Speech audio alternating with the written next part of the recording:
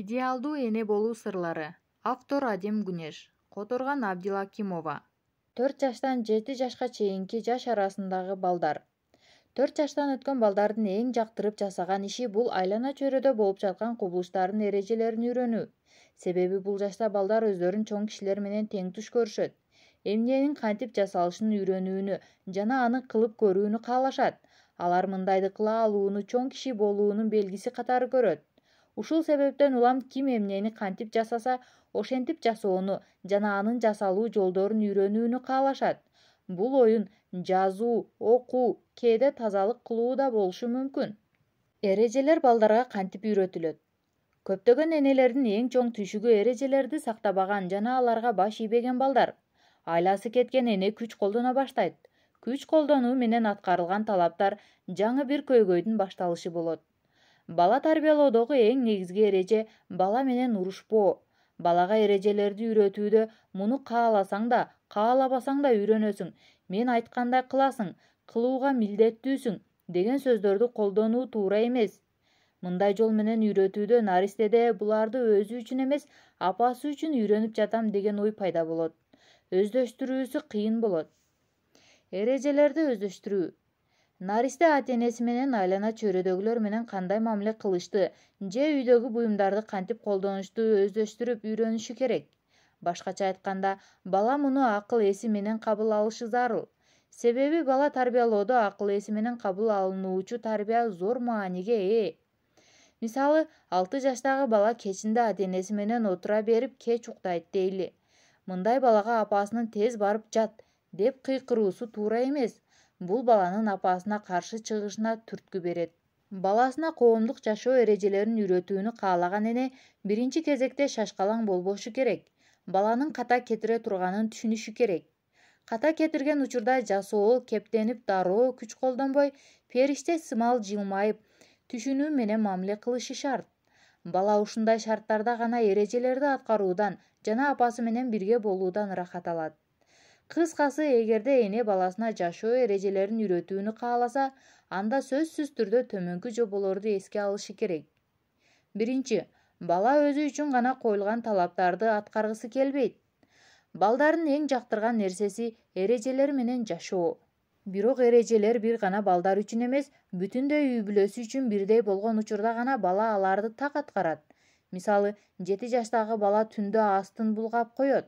Мунун алдын алыш үчүн эне кечки саат 7:00 кийин суу ичпейсиң деген эреже коет. Себеби кечинде көп суюктук ичкен бала түндө астын булгайт.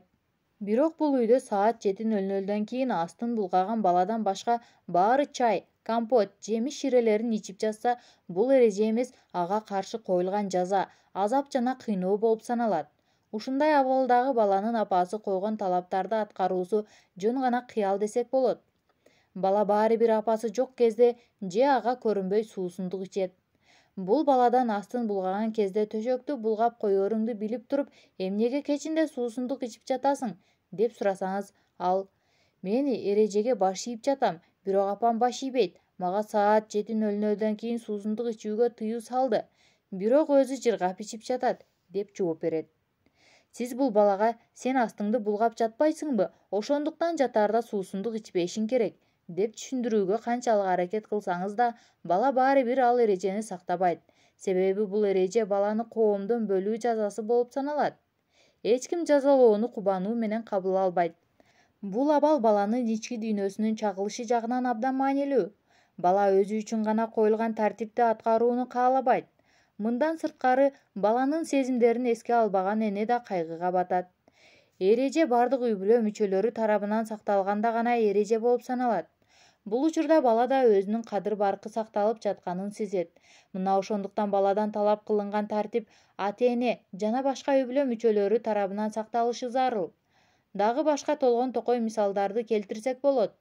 Эненин колунда тамеки туруп, баласына тамекинин зыяндуулугун түшүндүрүүнүн жана мага көңүл бурба, мен таштай албай жатканымдан тамеки тартып жатам деп айтуунун эч пайдасы жок. Себеби бул курактагы балдар ата-энесине окшогусу келет. Алар туура эмес нерсе жасап жатса дагы ошентет. Экинчи, эрежелер баланын чындыктарына дал келиши керек. Бала тарбиялоодогу көйгөйлөрдүн бири бул эне баласы менен анын чындыктарына дал келбеген усулда сүйлөшүүсү. Баланын кылган иштери кыла ала турган иштери болуп саналат. Баладан мындан ашыкча нерсе күтүү чындыкка дал келбейт. Эне баласына китеп окуу адатын калыптандырууга ниет кылат. Ушундан улам күндө эртең менен жана кечинде саат 4-төрдө китеп окушун каалайт. Ал эми бала болсо 20 мүнөт эле китеп окуп, калган убакытта китеп окубай башка нерселерге алаксып кетет. Эгер бул учурда эне баласына күч колдонуп 2 саат китеп окутууга аракет жасаса, бул баланын чындыгына туура келбейт. Себеби бала кыла ала турган нерсесин гана аткарат. Анын потенциалынан ашыкчасын талап кылуу бул балага көрсөтүлгөн зордук-зомбулук болуп саналат. Мындан сырткары баласынан ашыкча нерселерди күткөн ата-эне дагы кайгыга түшөт. Баса белгилей кетчү дагы бир нерсе, баланын бир нерсеге толук көңүл буруусу эң узак 20 мүнөткө созулат. Мына ошондуктан эненин баласына 2 саат бою китеп окушуңду каалайм деп айтышы чындыкка дал келбейт. 3. Эрежелер орунсуз убакытта үйрөтүлбөшү керек. Балага кылышы жана кылбашы керек болгон нерселер туура убакытта үйрөтүлүшү керек. Орунсуз убакытта үйрөтүүгө аракет кылуу баланы чарчаткандан башка ишке жарабайт. Мисалы, бир бала бут кийиминин боосун байлай албайт. Апасы шашылыш сыртка чыгышы керек болуп калды. Бала отурган жеринен боосун байлоого аракет кылып жатат. Муну көргөн апасы ачууланып: "Болчу пат-пат, кечигип жатабыз" дейт. Анын артынан: "Сенин кыбыраганың тажаттı го. Бут кийимиңдин боосу андай эмес, мындай байлайт. Карап тур, көрдүңбү" дейт. Эне балага боо байлаганды үйрөтүүгө аракет кылат. Бирок мындай абалда бала боо байлаганды эмес, ачуусу келген эне кандай болушун жана баласына кандай мамиле кылышын үйрөнөт. Бала жашоо эрежелерин сезип үйрөнүшү керек. Эне кызына же баласына кандайдыр бир эреже үйрөтүүнү кааласа, ага убакыт бөлүшү шарт. Мына ошондуктан баласынын эч нерсе үйрөнө албаганына же кеч үйрөнгөнүнө нааразы болгон энелер өздөрүнүн үйрөтүү ыкмасына жана убактысына көз чаптырышы зарыл. Энелер бул жаштагы баласы менен көйгөйлөрдү баракка жазып, анализдесе аларды чечүү өтө оңой экенин байкашат. Бир көйгөйдү чечүү үчүн 1 жума сарптаса, 10 жумада 10 көйгөй чечилет. Бирок тилекке каршы үйрөтүүдө кеткен жаңылыштыктардан улам 10 эрежени үйрөтүүгө 10 жыл керектелип жатат. Ошондуктан балага бир нерсе үйрөтүүдө шашылбоо керек. Ошондой эле туура убакытта жана туура жерде үйрөтүлүшү керек. Ыңгайлуу учур келгенде эне баласынын жүрөгүн назик үнү менен ачып, үйрөтүлө турган эрежелердин бирөөсүн үйрөтсүн. Ыңгайлуу учурдун келиши үчүн үй бүлөлүк чогулуштарды үзгүлтүксүз өткөрүү зарыл. 3 бөлүмдө үй бүлөлүк чогулуштардын маанилүүлүгүнө басым жасаганбыз. Жогоруда айтылгандай эле үй бүлөлүк чогулуш бул коомдук тартипти үйрөтүүчү жер болуп саналат. Бала 4 жашынан кийин үй бүлөлүк чогулуштун маанисин терең түшүнүшү керек. Себеби бул чогулушта негизи үй бүлөлүк чечимдер кабыл алынат. Мисалы, бала жайкы каникулда компьютер алып берүүнү суранды. Бул учурда ата-эне ага: "Бул сунушуңду үй бүлөлүк чогулушта сүйлөшөлү. Ошондо бир чечим кабыл алса кандай болот?" деп жооп берип, муну бардык үй бүлө мүчөлөрү менен биргеликте чечиши керек. Себеби чогулушта кабыл алынган чечимдер, коюлган талаптар, эрежелер аябай натыйжалуу жана жемиштүү болот. Анткени балдар чогулушта коюлган эрежелерди сактоого жан дили менен киришет. Мындан сырткары бала үй бүлөдө эч бир чечим туш келди убакытта кабыл алынбашын жана үй бүлөлүк чогулушта чогуу талкууланышын билүүсү абзел. 4. Ынандырууну жана көндүрүүнү жактырбайт. Балага кандайдыр бир нерсени ынандырып, үйрөтпөө керек. Эч бир бала, эч бир инсан бул көрүнүштү жактырбайт. Мындай жол менен үйрөтүлгөн бала туура эмес кылып жатканын билсе да, атайын үйрөтүлгөн нерсени жасабайт. Балага бул ыкма менен кечинде эрте жатуунун пайдаларын түшүндүрсөңүз, ал бул абалдан кутулууну каалайт, апасына каршы чыгат, кабыл алуу жөндөмүн жоготот. Ата-эне баласына бир нерсе үйрөтүүнү кааласа, анда баласы менен бетме-бет отуруп, баланын тили менен түшүндүрүшү керек. Бул абдан пайдалуу жана жемиштүү ыкма. Бул жерде бир гана ата-эне сүйлөбөшү керек, бала да өз оюн айтышы зарыл. Ата-эне баласынын оюн канчалык көп укса, эреженин сакталышы ошончолук оңой болот. Мына ошондо гана бала чоңоюп, өзү ата-эне болгондо да балалыгында ата-энесинен үйрөнгөн нерсесин унутпайт жана муну өзүнүн баласына да үйрөтөт. Тескерисинче, баланы колунан тартып отургузуп, сөймөй менен кезеп, сага акыркы жолу айтып жатам, менин сөзүмдү угасың, деп айтуу инсан тарбиялоодо колдонула турган ыкма эмес. Бала бул инсан. Ал эми инсан болсо, жан дүйнөсү жана көңүлү менен тарбияланат. 5. Эрежелер чындыкка дал келүүчү жана чыныгы болушу керек. Кээ бир эрежелер чындыкка дал келбейт.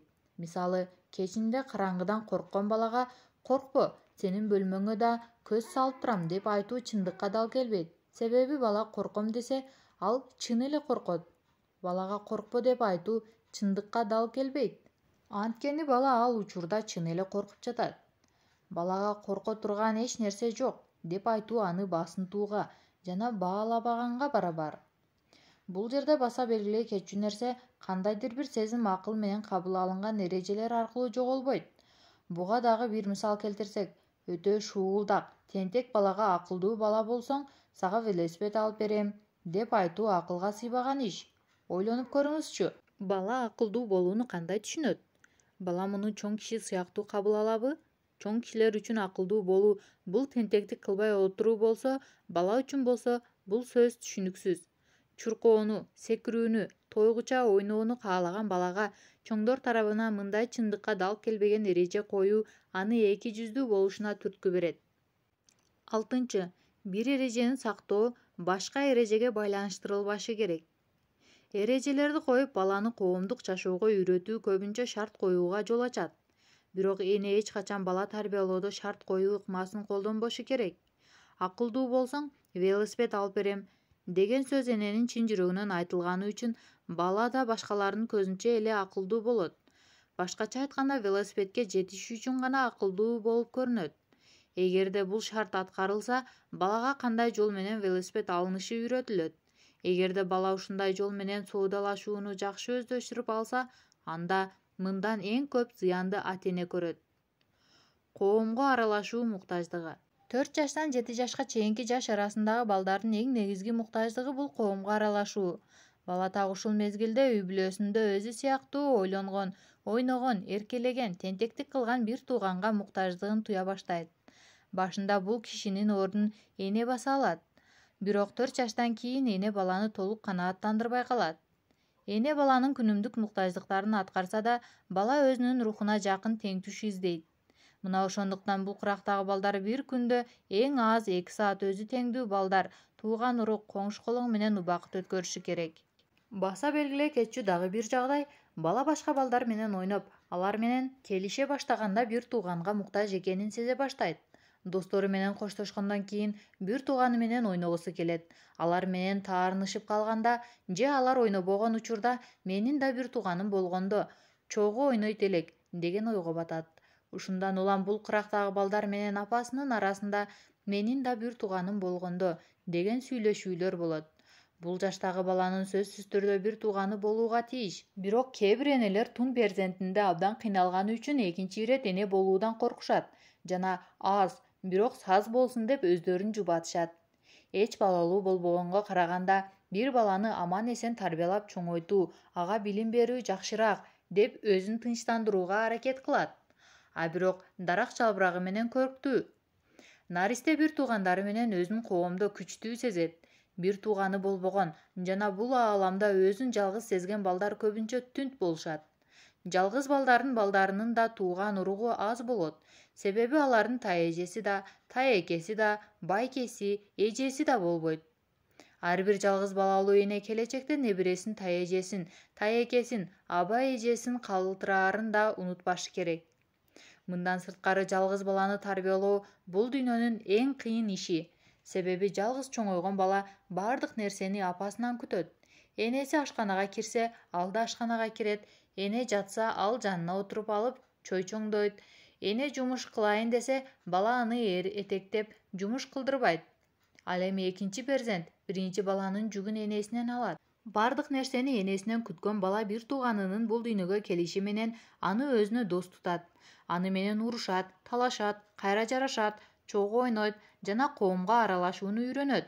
Мына ушундан улам биринчи перзентинен кыйналган экинчи ирет эне болуудан баш тартпашы керек. Муну убагында түшүнүшү зарыл. Себеби эне төрөткө жарактуу убакта төрөп алышы зарыл. Болбосо улгайган кезде балалуу болууну каалаганы менен бул башка көйгөйлөргө жол ачышы мүмкүн. Сөз менен эмес, жүрүм-турум менен тарбиялоо. 4 жаштан 7 жаш арасындагы балдарды тарбиялоонун эң негизги куралы бул сөз менен эмес, жүрүм-турум менен тарбиялоо. Мисалы, балага күндө жатаарда тишиңди жуу деп айтуунун ордуна апасы күн сайын белгилүү бир саатта тишин жууса, бул балага дагы да таасирдүүрөөк болуп, аны адатка айлантат. Анын сыңарындай эне үйдө жалган сүйлөп, бирок кошуналардын жанында чынчылдык жөнүндө баян кылса, муну баласы да үйрөнөт. Мындан сырткары чоң кишилердин эң жаман адаты болгон бирөөнүн артынан сүйлөө адаты да ушул мезгилде, башкача айтканда 4 жаштан 7 жаш арасында калыптанат. Мына ошондуктан ата-эне эч качан бирөөнүн артынан сүйлөбөшү керек.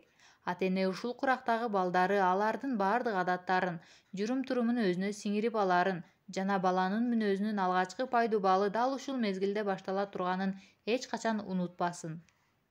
7 жаштан 14 жашка чейинки жаш арасындагы курак. Бул курактагы балдардын акыл эс жагынан өнүгүшү дагы алдыда. 4 жаштан 7 жаш арасындагы балдар кээде кыял, кээде түш, кээде чыныгы жашоодо жашашат. Кээде учкуч болгусу келет, кээде айдоочу, кээде мугалим же дарыгер. Бирок бала 7-ге толгондон кийин чындыкка дагы жакын боло баштайт. Жада калса кыялданбай да калат, бирок бардык нерсени колу менен кармап көргүсү келет. Мына ошондуктан ата-энесине суроолорду жаадырат. Апа, периштелердин канаты барбы? Ата, жиндер кандай болот? Апа, бул кино чын эле болгонбу? Жана башка ушул сыяктуулар.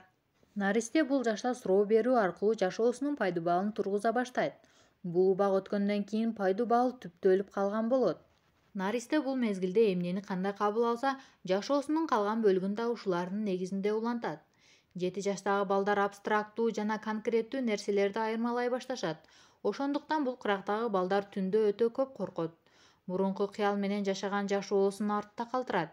7 жаштан баштап балдар жомок каармандарынын кайсынысы чыныгы каарман, кайсынысы ойлоп табылган каарман экенин айырмалай баштайт. Чыныгы каармандарды 7 жаштан кийинки жашоосуна киргизет. Так ушул абстрактуу жана конкреттүү нерселерди айырмалай баштаган убакта бала олку-солку абалда болот. Мисалы, желмогуздар. Кээде аны бөө деп атайбыз. Чын эле бөө. Башкача айтканда, желмогуздар барбы деген суроонун так жообун табышы керек. Караңгыда керебетинин астынан бөө чыгабы же чыкпайбы, муну аныкташы зарыл. Себеби жашоосунун кийинки бөлүгү ушуга байланыштуу болот. Негизи баланын мындай абалы табигый бир көрүнүш. Кээде бул учурда баланын коркунучу туура кабыл алынбаса, аны эч ким түшүнбөсө, аны шылдыңдаса, анда бул коркуу узак мөөнөткө узап кетип, баланын келечегине зыянын тийгизиши мүмкүн. Бул учурда эненин кылышы керек болгон эң негизги иши баласынын коркконун туура кабыл алуу жана анын али бөбөк экенин унутпоо. Бала коркуп жатам десе, чын эле коркуп жатат. Коркуп жатам деп шылтоо кылып, ата-энесинин сүйүүсүн жана көңүл буруусун каалап жатса да, ага көңүл бурулушу шарт. Бул учурда ага жөн эле коркуп жатасың, бөлмөңө кир деп айтуу туура эмес. Коркуп жатам деген баланы ооба, сен коркуп жатасың деп кучактап, башынан сылап, ага өзгөчө көңүл бурушу керек. Эгерде караңгыдан коркуп жатса, анда жарыкты өчүрбөсүн. Жалгыз калгандан корксо, апасы аны менен кошо жатсын. Бул жерде эң маанилүүсү баланын муктаждыктарын өз убагында аткаруу. Айрыкча муну башкаларга айтуунун эч кажети жок. Башкача айтканда, коңшу колоң, тууган урук жанында баланын ашыкча эле коркоктугун же болбосо калп эле коркуп жатабы деп шектенгениңизди билдирүүчү сөздөрдү сүйлөбөңүз. Метафизикалык нерселерге тийиштүү суроолор. 7 жаш курагындагы балдар көбүнчө метафизикалык нерселерге тийиштүү суроолорду сурайт. Мисалы, периштелер барбы? Бар болсо алар каякта? Эмне үчүн аларды көрбөйбүз деген суроолор. Тилекке каршы энелер балдарынын ушул сыяктуу суроолоруна канааттандырарлык жооп бере алышпайт. Же болбосо тескерисинче ар нерсени айтып жатып, балдардын башын ого бетер айлантат. Баса белгилей кетчү жагдай, эне баланын берген бардык суроосуна жооп бериши керек эмес. Билбесе, билбеген түрү көрсөтүп, аны муну айтып баланын башын ого бетер айлантуунун эч кереги жок. Эгерде билбесе, балам, бул суроонун жообун мен билбейт экенмин деп айтуусу шарт. Билбейм деп айтуу баланын көзүндө эненин аброюн түшүрбөйт. Тескерисинче, аброю көтөрүлөт. Бала мындан кийин апасынан сураган жана жообун алган бардык жоопторду туура деп кабыл алат. Себеби апасы билбеген нерсени билбейм деп ачык айтат. Көптөгөн ата-энелер баласынын алдында аброюн түшүрбөө үчүн билбеген суроосуна да оюнан чыгарып жооп берүүгө аракет кылат. Бирок наристе муну байкайт. Ата-эне билбеген нерсесин билгендей түр көрсөтүүсү баланын көзүндө эң чоң жоготуу болуп саналат. Мындай учурда ата-эненин аброю баланын көзүндө болушунча түшөт.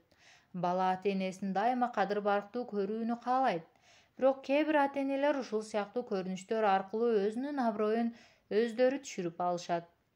Өзгөчө бул нерсе 7 жаштан жогорку балдар үчүн өтө маанилүү. Себеби бул куракта эркек балдар атасынан, кыздар апасынан үлгү алып жашоону үйрөнүшөт. Бул куракта ата эркек баласы үчүн үлгүлүү жана чынчыл ата, эне кызы үчүн үлгүлүү жана чынчыл эне болушу шарт.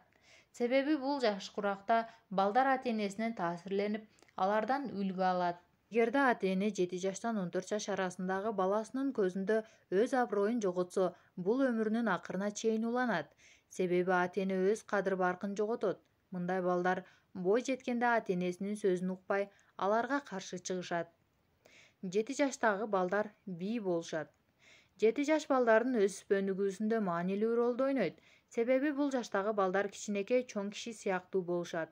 Алардын кылык жоруктарынын чоңойгонун байкайбыз. Мисалы, эркек балдар машина айдап бара жаткан атасына «Мен деле бир жолу айдап көрөйүнчү» деп, ал эми кыздар апасына «Бүгүн кечки тамакты мен жасайынчы» деп таң калтырышы мүмкүн. Минтип айтканынын себеби ата-энесинин алдында өзүнүн аброюн көтөрүү жана өзүнө таандык макамга ээ болуу. Баланын муну талап кылышы табигый көрүнүш. Анткени бала 7 жашка толду жана жаңы доорго кадам таштады. Мурда бул курактагы балдарды бий деп аташчу. Бул мезгилде балага тийиштүү маани берилбей, анын руханий өнүгүүсүнө көңүл бурулбаса, дагы деле 5 жаштагы баладай мамиле жасалса, анда баланын өсүшүндө кемчиликтер пайда болот. Бул тизменин башында жалган сүйлөө жана нормага туура келбеген кылык жоруктар келет. Коомго аралашуу. Бала 7 жашка толгондо айлана чөйрөсү кеңейет. Кеңейиши да керек. Айланасындагы кишилердин сүйлөгөнүн түшүнүп, болуп жаткан окуяларды чоң кишидей кабыл ала баштайт. Муну ата-эне туура кабыл алып, баланын кызыккан нерселери жөнүндө туура жана так маалымат бериши керек. Мисалы, эркек балдар өлкө башкаруу жөнүндө сүйлөшкүсү келет. Премьер-министрдин эмне деп сүйлөгөнүн билгиси келет. Же мектеп директорунун чогулушта сүйлөгөн сөзү туура эместигин байкап, туурасы кандай болоорун анализдейт. Кыздар болсо апасынын курбулары жөнүндө оюн айтышы мүмкүн. Алардын кээ бирөөлөрүн жактырбаганын айтышы мүмкүн. Кээде телевизордон көргөн сериалды чоң кишилер сыяктуу анализдеши мүмкүн. Кыздар негизинен конокко барылуучу жерлер, кантип барыш керектиги жөнүндө сүйлөшүүнү жактырышат. Бала мындай аракеттери менен үй-бүлөдө өз ордун көргүсү жана аны башкалар тарабынан кабыл алдыргысы келет. Бул учурда эненин кылышы керек болгон нерсе балада деп маани бербей койбо, баланын ою туура болбосо да аны катуу сындабашы керек. Тескерисинче баланын сунушуна же пикирине көңүл буруп, ал жөнүндө маектешүү шарт. Бул жерде маектешүү деген сөздү тырмакчага алып жаздык. Себеби көпчүлүк ата-энелердин кетирген катасы баласы менен маектешүүнүн ордуна алар менен талашып тартышат. Ансыз деле баласы апасы өзүнөн алда канча акылдуу жана көп нерсени билерин байкайт. Бул курактагы балдар ата-энеси менен маектешкенди жактырат. Мына ошондуктан баланын билген нерсесин аны менен жарышып жаткансып талашпаш керек. Баланын сунуштаган же бөлүшкөн ою туура эместигин айтуу менен баланы багынтууга мажбурлабаш керек. Ата-энелер бул курактагы балдарынын пикирлеринин туура эместигин жана ойлорунун маанисиз экенин дароо бетине айтышат. Бул туура эмес көрүнүш. Бала үйрөнгөн алгачкы билимин коом менен бөлүшүп жатканда, эне анын каталарына эмес, туураларына көңүл буруусу керек. Мындай жол менен бала пикир бөлүшкөндү жана эл алдында сүйлөөнү үйрөнөт. Антпесе да балдар өзүн кысым астында сезип, өзүн өзү коргоо үчүн жалган айта баштайт. 7 жаштан 14 жашка чейинки курактагы балдар жана калп айтуу. Адам баласынын абийири, ар-намысы, кадыр-баркы эң негизги байлыгы болуп саналат. Руханий жана физикалык жактан соо болгон инсан ар кандай рефлекстер менен аталган байлыктарын коргойт. Мисалы, адамдык сапатына шек келтирилсе, анда инсан дароо өзүн коргоп баштайт. Бул көрүнүш балдарга да таандык.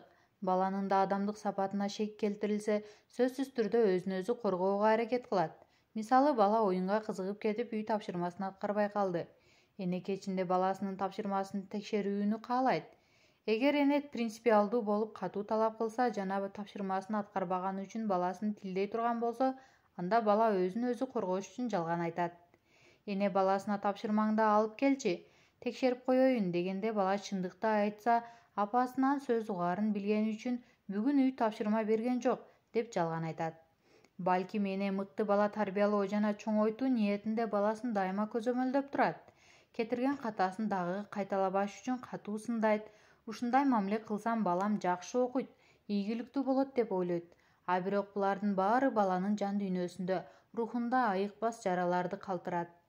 Эненин ниети түз болсо да, мындай мамиледе бала өзүн коргоо үчүн сөзсүз түрдө жалган айтууга мажбур болот. Себеби бул учурда бала дилеммага абалында калат. Адеп ахлак жагынан толук өөрчүп жетиле элек баладан уруш укса да чындыкты айтуусун жана энесинин басымын кабыл алууну күтүү туура эмес. Эгер бала мындай жолго барса, анда баланын мындан башка да көйгөйү бар. Эгер бала апасынан урушууга турганын билип туруп чындыкты айтса, анда баланын мойнунда ашыкча жүк бар дегендикке жатат. Бала жалган айтып, андан да катуу жазаланышынан коркуп жаткан болушу да мүмкүн. Жалган айтканы билинип, ата-энесинин мээриминен кур калуу же калп айтуу менен жеке адамдык касиетин коргоонун ортосунда калат. Бул жаштагы балдардын адеп ахлак жагынан толук өнүгүүсүн күтүү эрте жана туура эмес. Себеби бала 7 жашында жаңы гана адеп ахлак жагынан өнүгө баштайт. Дароо эле адеп ахлактын бардык шарттарын үйрөнүп, аларды колдонуусун күтпөш керек. Бул убакытты талап кылат. Себеби адеп ахлак эрежелерин жан дүйнө менен кабыл алуу зарыл. Муну акыл эс менен кабыл алуу эч нерсеге жарабайт. Булардын баланын жан дүйнөсүнө, рухуна жайгашышы жана жашоосунун бир бөлүгүнө айланышы албетте узун убакытты талап кылат. Кээде энелер бул курактагы баласынын адеп ахлактык эрежелерин сактабаганы үчүн аябай жинденет, ашыкча жана катаал реакция көрсөтүшөт. Бул туура эмес. Тескерисинче, балага буларды үйрөтүшү үчүн убакыт, ката кетирүүсү үчүн мүмкүнчүлүк бериш керек. Бир ката менен эч нерсе өзгөрүп кетпейт. Бирок бир ката үчүн баланы ашыкча тилдөө жана жазалоо көп нерсени өзгөртөт. Адеп ахлак үйрөтүү. Бала 7 жашка келгенде коомдук адеп ахлак эрежелерин үйрөнө баштаса болот. Бала бул жашка чейин аз-аздан ар кандай эрежелерди үйрөнгөн. Бул курактагы үйрөнүүнүн негизги өзгөчөлүгү эрежелерди акылы менен кабыл алуусу. Ал 7 жашка чейин ата-энесинин кылгандарын туурап үйрөнчү. Эми мындан кийин кабыл алуу жолу менен үйрөнөт. Бир жагынан бул курак ата-эне үчүн абдан маанилүү. Бала бир жагынан жалган айтуунун туура эмес экенин түшүнөт. Дагы бир жагынан муну өзүнө адат кылып алууга аракет жасайт. Бул учурда ата-эне балага түшүнүү жана толеранттуулук менен мамиле жасашы керек. Ага дайыма көмөк көрсөтүшү зарыл. Ата-энелер дароо эле баласынын чынчыл, эч качан ката кетирбеген болушун каалашат. Бирок бала мунун баарын дароо эле үйрөнө албайт. Алгач жалган сүйлөбөш керектигин жан дүйнөсү менен кабыл алат. Бул учурда уурлук кылуунун туура эместигин түшүнөт. Кандайдыр бир маселени жаңжал менен чечүүнүн зыяндарын үйрөнөт. Буларды үйрөнүү деген аларды толук түрдө аткарат дегендикке жатпайт. Башкача айтканда, туура жана туура эмес иштерди ажырата билүү кишинин мүнөзүн жана адаттарын дароо калыптандырбайт. Адам баласынын мүнөзү жана адаттары 20 жаштан кийин толук калыптанып бүтөт. Өткөөл курактын башталышы. 7 жаштан кийин баланын мээси өтө тездик менен өнүгүүсүн аяктоо жана адеп ахлак эрежелерин үйрөнүү менен бирге өткөөл куракка акырындык менен кадам таштайт. Жүзүнөн бөбөк сыяктуу көрүнгөнү менен бойлору өсүп, муруттары чыга баштайт, кыздар селкиге айлана баштайт. Бул куракта бала өткөөл куракка толук түрдө өтө элек, бирок өткөөл курактын эшигине келип калган болот. Энелер бул учурда өткөөл куракка даярдануу менен өткөрүшү керек. Адам баласынын жашоосунда өткөөл курак сымал табышмактуу, көйгөйлүү жана ата-эненин сагызгандай сак, ачык айрым болушун талап кылган башка бир учур жок. 14 жаштан 21 жашка чейинки өткөөл курак. Аныктоолор боюнча өткөөл курак бул адам баласынын денесинде ар кандай гормондорду бөлүп чыгаруу менен башталып, баланын руху жана дене мүчөлөрүнүн өтө тездик менен өзгөрүшү менен уланат. Өткөөл курак балалык аруу сезимдерден бойго жеткен киши стадиясына өтүү мезгили. Башкача айтканда, баланын ичинде сакталып жаткан чоң кишиге таандык сезимдердин сыпаттардын ойгонушу. Мурдагы бөлүмдө айтылгандай, өткөл курак дароо эле келбейт. Алгач бала өткөл курактын башталыш учурунан өтөт. Бул учур 9 жаштан 10 жашка туура келет. Балдар бул куракта жаш бала сыяктуу көрүнгөн чоң киши абалда болот. Эркек балдардын бою узарат, бирок акыл эс жагынан дагы эле жаш бала бойдон. Ал эми кыздар созулган селкиге айланышат, бирок дагы деле бала кыял болушат. Өткөл курактын башталышынан кийин бала баш аламандыкка кабылат, сезимдери ойнойт, эмнени кандай кылыш керек экенин жакшы билбей башын айланат. Денесинде жаңы бөлүнүп чыга баштаган гормондор баланын баш аламандыкка кабылуусуна себепчи болот. Өткөл курак кыздарда салыштырмалуу 10-11 жашта, ал эми эркек балдарда 12-13 жаштарда башталып, 20 жашка чейин уланышы мүмкүн. Өткөл курактын башталышы өтө татаал болот, бирок убакыттын өтүшү менен бир ыргакка түшө баштайт. Бирок бул өткөл курак бүттү дегендикке жатпайт. Өткөл курактын бүтүшү 20 жашка туура келет. Эркек балдар күнөөкөр психологиясына чалдыгат. Өткөл куракта эркек балдар күнөөкөр психологиясына чалдыгат. Күнөөкөр киши өзүн кандай алып жүрөт? Ага карата айтылган сөздүн баарына ашыкча реакция берип, дайыма өзүн өзү коргоо абалында болот. Өткөл курактагы эркек балага көзүңдүн үстүндө кашың барбы деп сурасаңыз, дароо өзүн коргоого аракет кылып, чатакташып кетиши мүмкүн. Муну менен бирге бул курактагы балдардын эң негизги көйгөйлөрүнүн бири бул атасынан алыстоо. Ата башынан асылайын десе, баласы башын тартат. Кел жаныма отур десе, жанына жолобойт. Ушундан улам ата жинденип, баласы менен урушат. Бирок баланын бул кылыгы атасына каршы чыгуу эмес, баладагы өзгөрүүлөрдөн улам келип чыгат. Мына ошондуктан өткөл мезгилин жашап жаткан баланын атасы анын бул жоругуна сабыр кылып, мунун убактылуу экенин билиши шарт. Кыздар энесине муктаж болушат. Кыздарда эркек балдар сыяктуу өзүн өзү күнөөлөө жана үй бүлөсүнөн алыстоо байкалбайт. Алар энеге же эже сиңдиге муктаж болушат. Өзүнүн бой жеткенин сезип, ошого жараша кыймылдаганга аракет жасайт. Кыздар энесинин теңтуштары менен убакыт өткөрүүнү жана өзүн алар сыяктуу алып жүрүүнү жактырышат. Өзүн чоң киши сыяктуу көрсөткүсү келет. Бул учурда энеси менен болгон баарлашуу өтө маанилүү. Энеси кызына айым макамын бербесе, ага өтө кылдаттык менен мамиле жасабаса, ал ызаланып, агрессивдүү боло баштайт. Өткөл куракта кыздар энеге муктаж болушат. Муну менен бирге өткөл курак сырткы дүйнөнү таануу жана ал жакта өзүн ар кандай тараптан көрүү мүмкүнчүлүгү болуп саналат. Кыздар курбуларын өз үй бүлөсүнөн да жакын көрүшү мүмкүн. Бирок бул үй бүлөсүн жакшы көрбөйт же алардан алыстагысы келет дегендикке жатпайт. Алар курбулары менен отуруп маектешкенден, чогуу убакыт өткөргөндөн ырахат алышат. Бул курактагы балдар үй бүлө мүчөлөрүнүн сынына кабылбоо үчүн үйдөн алыстайт. Бул алыстоо физиологиялык, руханий эмес. Бирок үй бүлө мүчөлөрү балага кысым көрсөтүп, аны түшүнбөсө, бала үй бүлөсүнөн руханий жактан да алыстап кетиши толук ыктымал. Өткөл курактагы бала сынды такыр кабыл албайт. Физиологиялык жана руханий жактан өзгөргөнүнө таң калган баладан анын дүйнөсүнө бейтааныш нерселерди талап кылуу кыжырына тиет. Ансыз деле дүрбөлөңдө жүргөн бала ата-энесинин аны түшүнбөй жатканын көрсө, ого бетер кабатырланат. Мунун натыйжасында бир көйгөй чечилсе, экинчиси башталат. Чындыгында буга балдар күнөөлүү эмес. Негизи эле ата-энелер балдары менен тил табыша алышпайт. Ата-энелер көбүнчө аларга таандык макамды берүүдө кыйналышат. Бала эми жаш бала эмес. Бир кадам таштаган соң бой жеткен жаш жигитке же селкиге айланат. Эч качан ага жаш балага мамиле кылгандай мамиле жасабаш керек. Ата-эне эркек баласына жигит, кызына айым макамын бериши керек.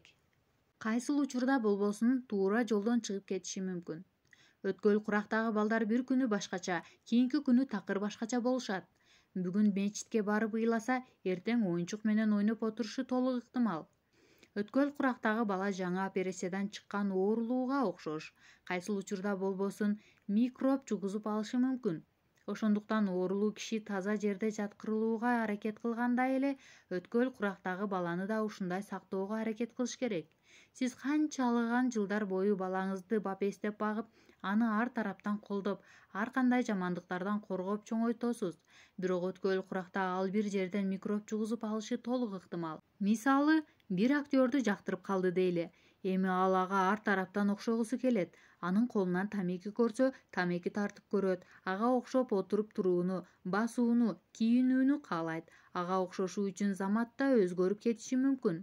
Бул курактагы баласы бар ата-энелердин эң чоң коркунучу баласы кимди өрнөк инсан тутаары же кимди жаман өрнөк инсан тутаарын тандашы.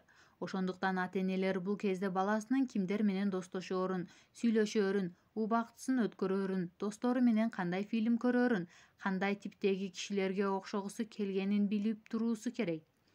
Мында ата-эненин эң негизги милдети баласынын жакшы кишилер менен бирге болуусуна, жакшы нерселерди көрүүсүнө мүмкүнчүлүк жана чөйрө түзүп берүүсү.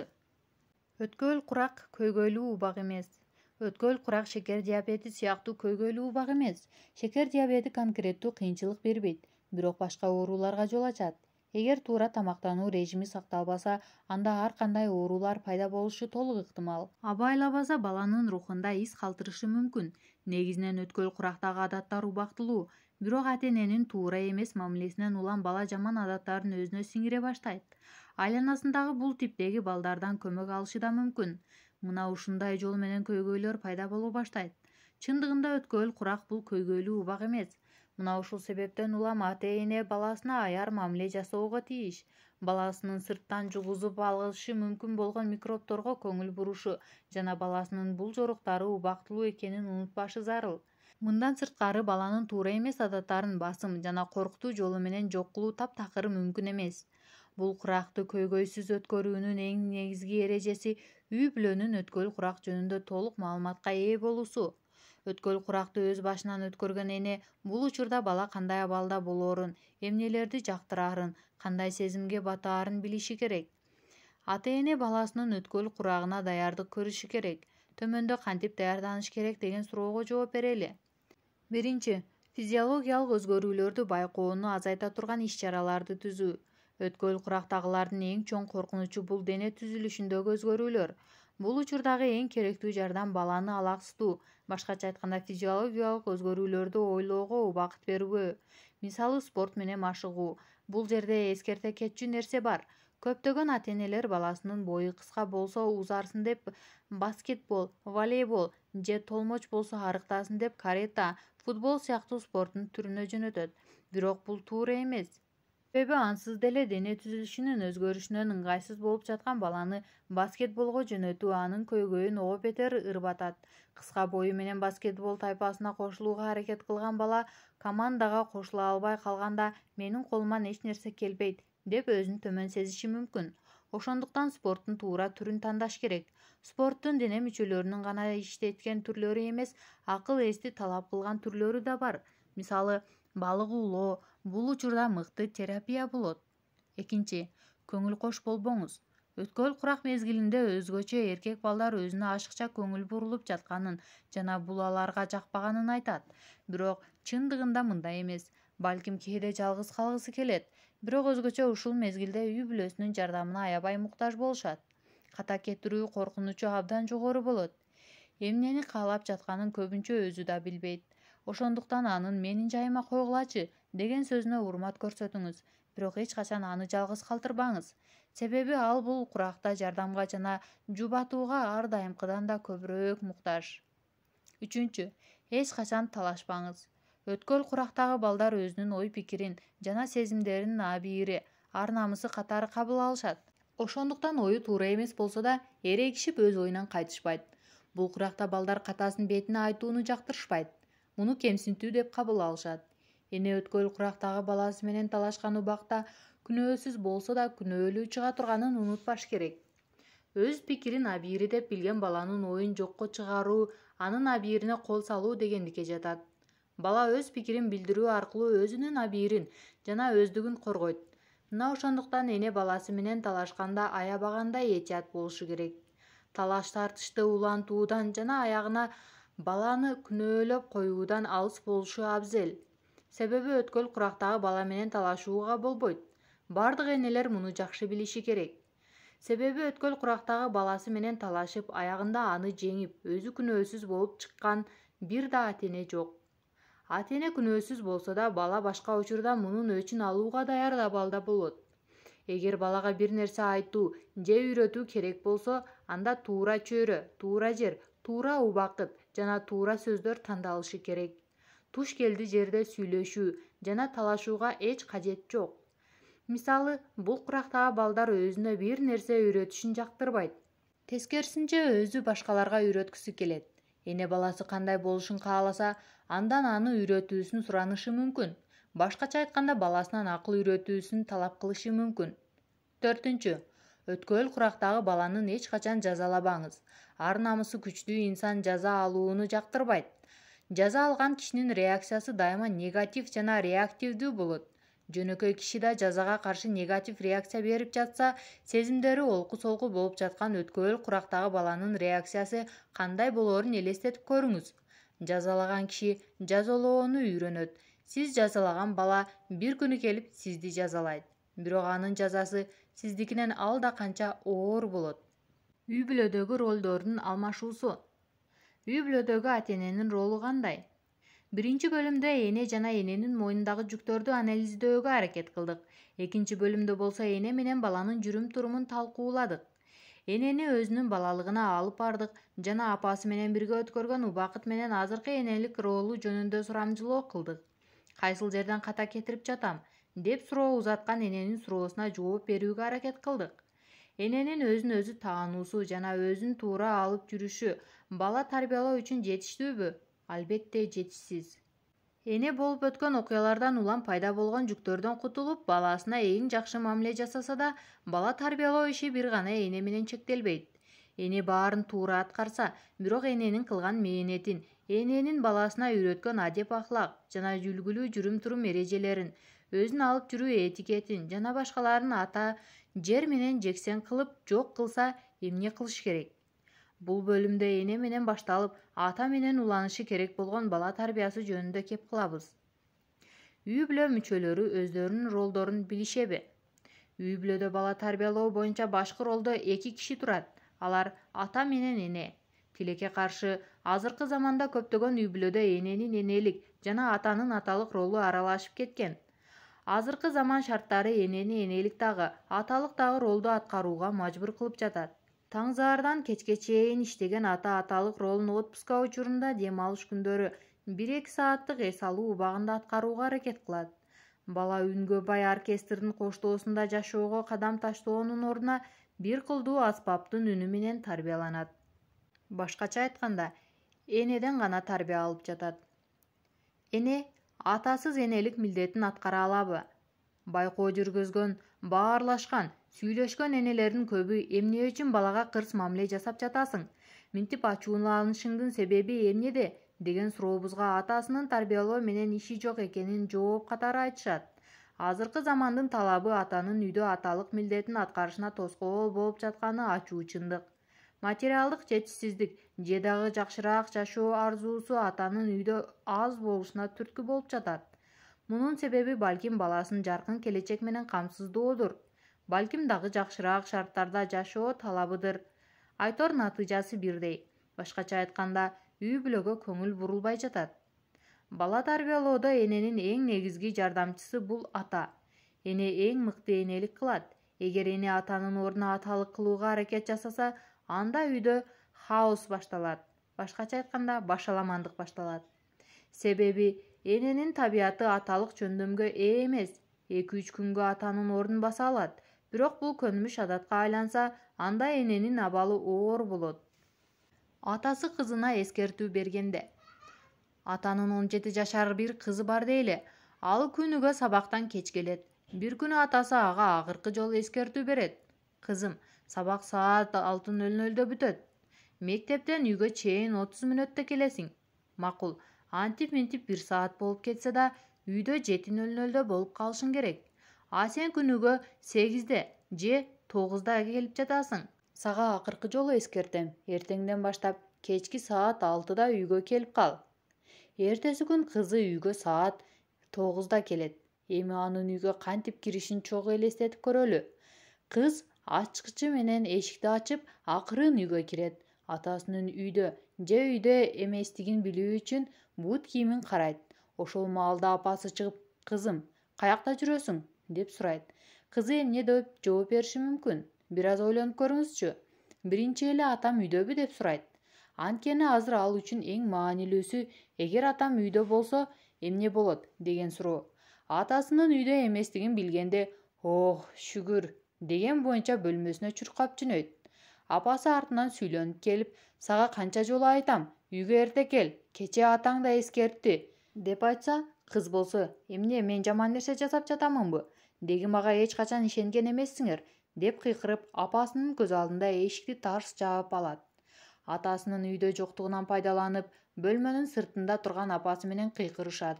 Эми ушул эле окуяны башкача элестетели. Атасы кызына бир күн мурун эскертүү берген. Бирок кызы эртеси күнү да үйгө кеч келет. Ачкыч менен эшикти ачып, атасынын бут кийимин карайт. Ушул маалда апасы үйдөн чыгат. Кыз апасынан сурайт: «Атам үйдөбү?» Апасы «Ооба» деп жооп берет. «Сенин кечиккениңе аябай ачууланып отурат. Маанайы такыр жок» дейт. Бул жолу кыз жогорудагыдай болуп бөлмөсүн жаап алып апасы менен урушабы же апасынан жардам сурайбы? «Апаке, атам аябай ачууландыбы? Эми эмне болот?» деп өзүн куткаруу жолун издейт. Туурабы? Биринчи көрүнүштө апасы менен кызы үйдө ызы-чуу кылып жатышат. Кызы апасын ачуулантып гана тим болбой, бөлмөсүн жаап алып болгон үнү менен кыйкырып апасы менен урушту.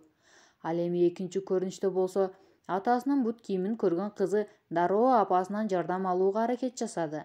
Демек, атасынын кире бериште турган бут кийими дагы бала тарбиялоодо маанилүү ролду ойнойт. Ошондуктан бала тарбиялоону эне жалгыз колуна алса, анда анын абалы оор болот. Энелер аталык кылууга аракет кылса, анда үйдөгү жогорудагы мисалдагыдай дайыма кыйкырып өкүрүү, ызы-чуу, талаш-тартыш болот. Себеби аталык милдетти эң жакшы ата гана аткарат. Эмнеге энелер аталык милдетти аткара алышпайт? Эркектер жаратылышынан күчтүү болот. Күч-кубат эркекке, сулуулук менен мээрим аял затына берилген. Эркектин турган турпаты сүрдүү, жумшак болууга аракет кылса да, үнү жоон жана өкүм. Сүйлөгөндө таасирдүү жана чечкиндүү чыгат. Эненин үнү болсо назик жана ичке. Анын үнү мээримди жакшы чагылдырат. Андай үнү менен күчтүү көрүнүүгө аракет кылса да окшошпойт. Бала бул күчкө каршы чыгышы мүмкүн. Элестетип көрүңүз, жүздөгөн жоокерлерден турган аскердин алдында турасыз жана аларга кандайдыр бир буйрук бересиз. Аларга өкүм сүйлөп жатасыз. Жоокерлер сиздин бир буйругуңуз менен бир катарга тизилет. Бир буйругуңуз менен же жерге жатат, же тоого чыгат. Эгерде үнүңүз таасирдүү, өктөм жана чечкиндүү чыкпай, аялдын үнүндөй назик, ичке болсо, анда буйруктун психологиялык таасири азаят. Муну аял менен эркектин айырмасы катары кабыл алыңыз. Тескерисинче, аял менен эркек өздөрүнүн табиятына жараша иш кылса, жашоо алда канча жеңил болоорун баса белгилөө үчүн колдондук. Атанын бала тарбиялоодогу таасирин дагы жакшыраак түшүндүрүү үчүн дагы бир мисал келтирели. Семинарыбызга такай катышкан Эрзурумдук бир айым бар. Бул айым атанын бала тарбиялоодогу ролун түшүндүрүп жатканымда колун көтөрүп, өз пикирин айтууну каалады. Эмесе, анын сөзүн чогуу окуйлу. Туура айтып жатасыз. Кечээ кечинде балдарды уктатайын дедим. Бирөөсүн көтөрүп бөлмөсүнө алып кирип жаткырганча, экинчиси телевизор көрөм деп качып чыгат. Аны алып келгенче беркиси качат. 3 балам 3 жакка качканда ачуум келип, «Сиз кандай атасыз? Балдарга бир нерсе десеңиз боло», деп атасына кыйкырдым. Атасы колунан телевизордун пультун ыргытып, «Тез барып уктагыла» дээри менен балдар бөлмөлөрүнө чуркап кирип кетишти. Мен болсо таң калып калдым. Аларды уктатуу үчүн 1 сааттан бери ары-бери чуркап кыйкырып өкүрүп жүрөм. Бирок эч кандай натыйжа болгон жок эле. Эми атасынын бир сөзү менен тыппылдап бөлмөлөрүнө кирип кетишти. Сиз туура айтып жатасыз. Эркек кишисиз энелик милдетти аткаруу оор. Бул мисалдагы атанын сүйлөө манерасын, колдонгон сөздөрүн жана ыкмасын албетте сындасак болот. Бирок биздин бул чыныгы жашоодон алынган мисалды берүүдөгү максатыбыз эненин ата жок, энелик милдетин аткарышы оор экенин көрсөтүү. Мисалдарда да айтылгандай, бала тарбиялоо бул эне менен атанын иши. Жалгыз эне тарбиялаган үйдө ызы-чуу, кыйкырык өкүрүк, эненин кыйкырыгы, эненин ачуулануусу жана башаламандык эч качан бүтпөйт. Себеби эне бош калган орунду толуктоо үчүн бар күчү менен аракет жасаса керек. Бул эне үчүн дагы, балдар үчүн дагы оор жана чоң мүшкүл. Муну менен бирге дагы бир чындыкты баса белгилеп кетүү керек. эне атага тиешелүү күчтү, кадыр-баркты көрсөтүүгө аракет кылган үй-бүлөдө аталык кадырын колдонуудан баш тартат. Байкоо жүргүзүлгөн көптөгөн үй-бүлөлөрдө муну көрүүгө болот. Эне атадан калган кемтикти толтуруу үчүн кадырлуу болууга, эрежелерди коюуга жана катуу мамиле жасоого аракет кылат. Бул учурда балдар энеден алышы керек болгон мээрим менен сүйүүнү толук ала алышпайт. Мында ата-энеден калган кемтикти толтуруу үчүн аракет жасайт. Унутулбай турган дагы бир жагдай. Эне башкарган үй-бүлөдө чоңойгон балдар атанын бийлигин сезишпейт. Эненин мээрим жана сүйүүнүн символу болгон табиятына терс келген башкаруусун сындашат. Ата үй-бүлөдө бийликтин аброй өкүлү. Аброй деген сөздүн мааниси эреже түзүү жана ал эрежелердин сакталышын көзөмөлгө алуу дегенди билдирет. Үй-бүлөдө аброй туура эмес пайдаланылса, анда аны кайдыгерлик же диктатордук дейбиз. Аброй күч менен колго алынбайт, үй-бүлө мүчөлөрүнүн каалоосу менен берилет. Зордук менен колго алынган бийлик басып алуучулукка жана диктаторлукка жатат. Абройлуу болуу күчтүү, каардуу жана ачуулуу болуу дегендикке жатпайт. Чыныгы абройлуу киши бул сүйүү менен талап коюуну бири-бирине алмаштырбай аткарган киши. Мисалы, мугалим класста абройлуу киши, мугалимсиз класста башаламандык болот. Мугалим окуучуларга жаман баа коердо сөзсүз түрдө ачуулуу жана каардуу болушу шарт эмес. Тескерисинче, кийинкисинде жакшы баа алышын үмүт кылам десе, класста аброюн дагы, сүйүүсүн дагы сактайт. Анын сыңарында үй-бүлөдө бийлик ээси болгон ата эч качан ачуулуу, каардуу болуп, бул үйдү мен башкарам дебеши керек. Мындай атанын иши абройлук менен эмес, диктатордук режим болуп саналат. Аброй диктаторлукка айлангандай эле, тескерисинче ага кайдыгер мамиле жасаса, таптакыр жок болуп кетиши мүмкүн. Кээде ата өз милдетин аткара албаганчалык даражада көңүл кош болушу мүмкүн. Өз милдетин капарга албайт же милдетин акыл эси менен толук кабыл ала албайт. Атанын үй-бүлөдө өз аброюн колдоно албашы көйгөйлүү үй-бүлө моделинин биринчиси басым, зордук-зомбулук болгон үй-бүлө, экинчиси көңүл кош үй-бүлө модели пайда кылат. Колдонулбаган же колдоно албаган аброй кээде эне, кээде бала тарабынан туура эмес жактарга колдонулат. Үй-бүлөдө бийлик болбой туруп, үй-бүлө кемесинин сүзүшү өтө оор болот. Ата өзүнүн милдети болгон башкаруу ишин кынтыксыз аткарышы керек. Бул жерде баса белгилей кетчү бир жагдай бар. Атага бул абройду эне берет. Эне атаны аброй ээси катары кабыл албаса, ата канчалык аракет кылса да өз милдетин аткара албайт. Ата канчалык күчтүү, бай, мансаптуу болсо болсун, эне аны үй-бүлөнүн башкаруучусу катары кабыл албаса, анда ата эч качан ата боло албайт. Эне үй-бүлөнүн стабилизатору. Эне үй-бүлөдө тең салмактуулукту сактаган стабилизатор сыяктуу. Эненин эч кыйынчылыксыз аткарышы керек болгон бул милдет үчүн баары даяр. Эненин табиятындагы балага болгон мээрим жана сүйүү сезиминин күчү үй-бүлөдөгү бузулган тең салмактуулукту теңдеп коюуга жетет. Мына ошондуктан эне үй-бүлөдөгү мээрим жана сүйүү сезимдеринин негизги булагы болуп саналат. Үй-бүлө мүчөлөрүнөн ким мээрим жана сүйүүгө муктаж болсо, аны сөзсүз түрдө энеден табат. Тилекке каршы, азыркы күндө эненин мээрим жана сүйүү булагы болушу бошоңдук, пассивдүүлүк деп кабыл алынып жатат. Баласына мээрим менен караган энеге айлана чөйрөсүндөгүлөр мынчалык жумшак болбо, чоңойгондо сөзүңдү укпай калат деп эскертүү беришет. А бирок баланын үйдөгү эрежелерге баш ийип ийбеши атанын аброюна байланыштуу болот. Эне атанын үйдөгү аброюн тең салмакта сактоочу киши. Эгерде эне да ата сыяктуу абройго ээ болууга аракет жасаса, анда үй-бүлөдөгү сезим булагы ачылбай калат. Анда сүйүү жана мээримге муктаж бала аларды кимден алат? Бала энеден алышы керек болгон сүйүүнү ала албаса, анда аны сырткы чөйрөдөн издейт. Себеби сүйүү бул эч качан бүтпөгөн муктаждык болуп саналат. Үлгүлүү үй-бүлөдө ата менен эне бала тарбиясында дайым бири-бирине колдоо көрсөтүшөт. Жубайлардын бири-биринин кемчилигин толукташы алсыздык эмес. Тескерисинче, ата тартипсиздик кылган баласына же кызына аброюн колдонуп, үй-бүлөлүк эрежелерге баш ийдире алат. Бул учурда маанайы түшкөн бала сооронуу үчүн энесинин кучагына жабышат. Эне баласына эрежелерди сакташ керектигин мээрим жана сүйүү толоо сөздөрү менен түшүндүрөт. Кээде баласынын башынан сылайт, кээде бооруна кысат. Мына ушундай жол менен бала бир жактан эрежелерге баш ийбөөнүн кыйынчылыктары менен таанышат. Бир жактан эненин мээрими аркылуу булардын баарына туруштук бере алышын үйрөнөт. Тилекке каршы семинарларга катышкан энелердин көбү ата менен эне дайыма бир болушу керек. Эгерде ата балага кандайдыр бир жаза берсе, анда энеси ага жумшак мамиле кылбашы керек деп ойлочубуз, деп айтышат. Атанын эрежелерге баш ийдирүүсүнөн качкан бала эненин кучагынан мээрим таба албаса, анда анын башка жактан издешинен коркпойсуңарбы? Атасынан да, апасынан да жаза алган бала эмоцияга алдырып ачууланат. Ичинде жек көрүү сезими пайда болот.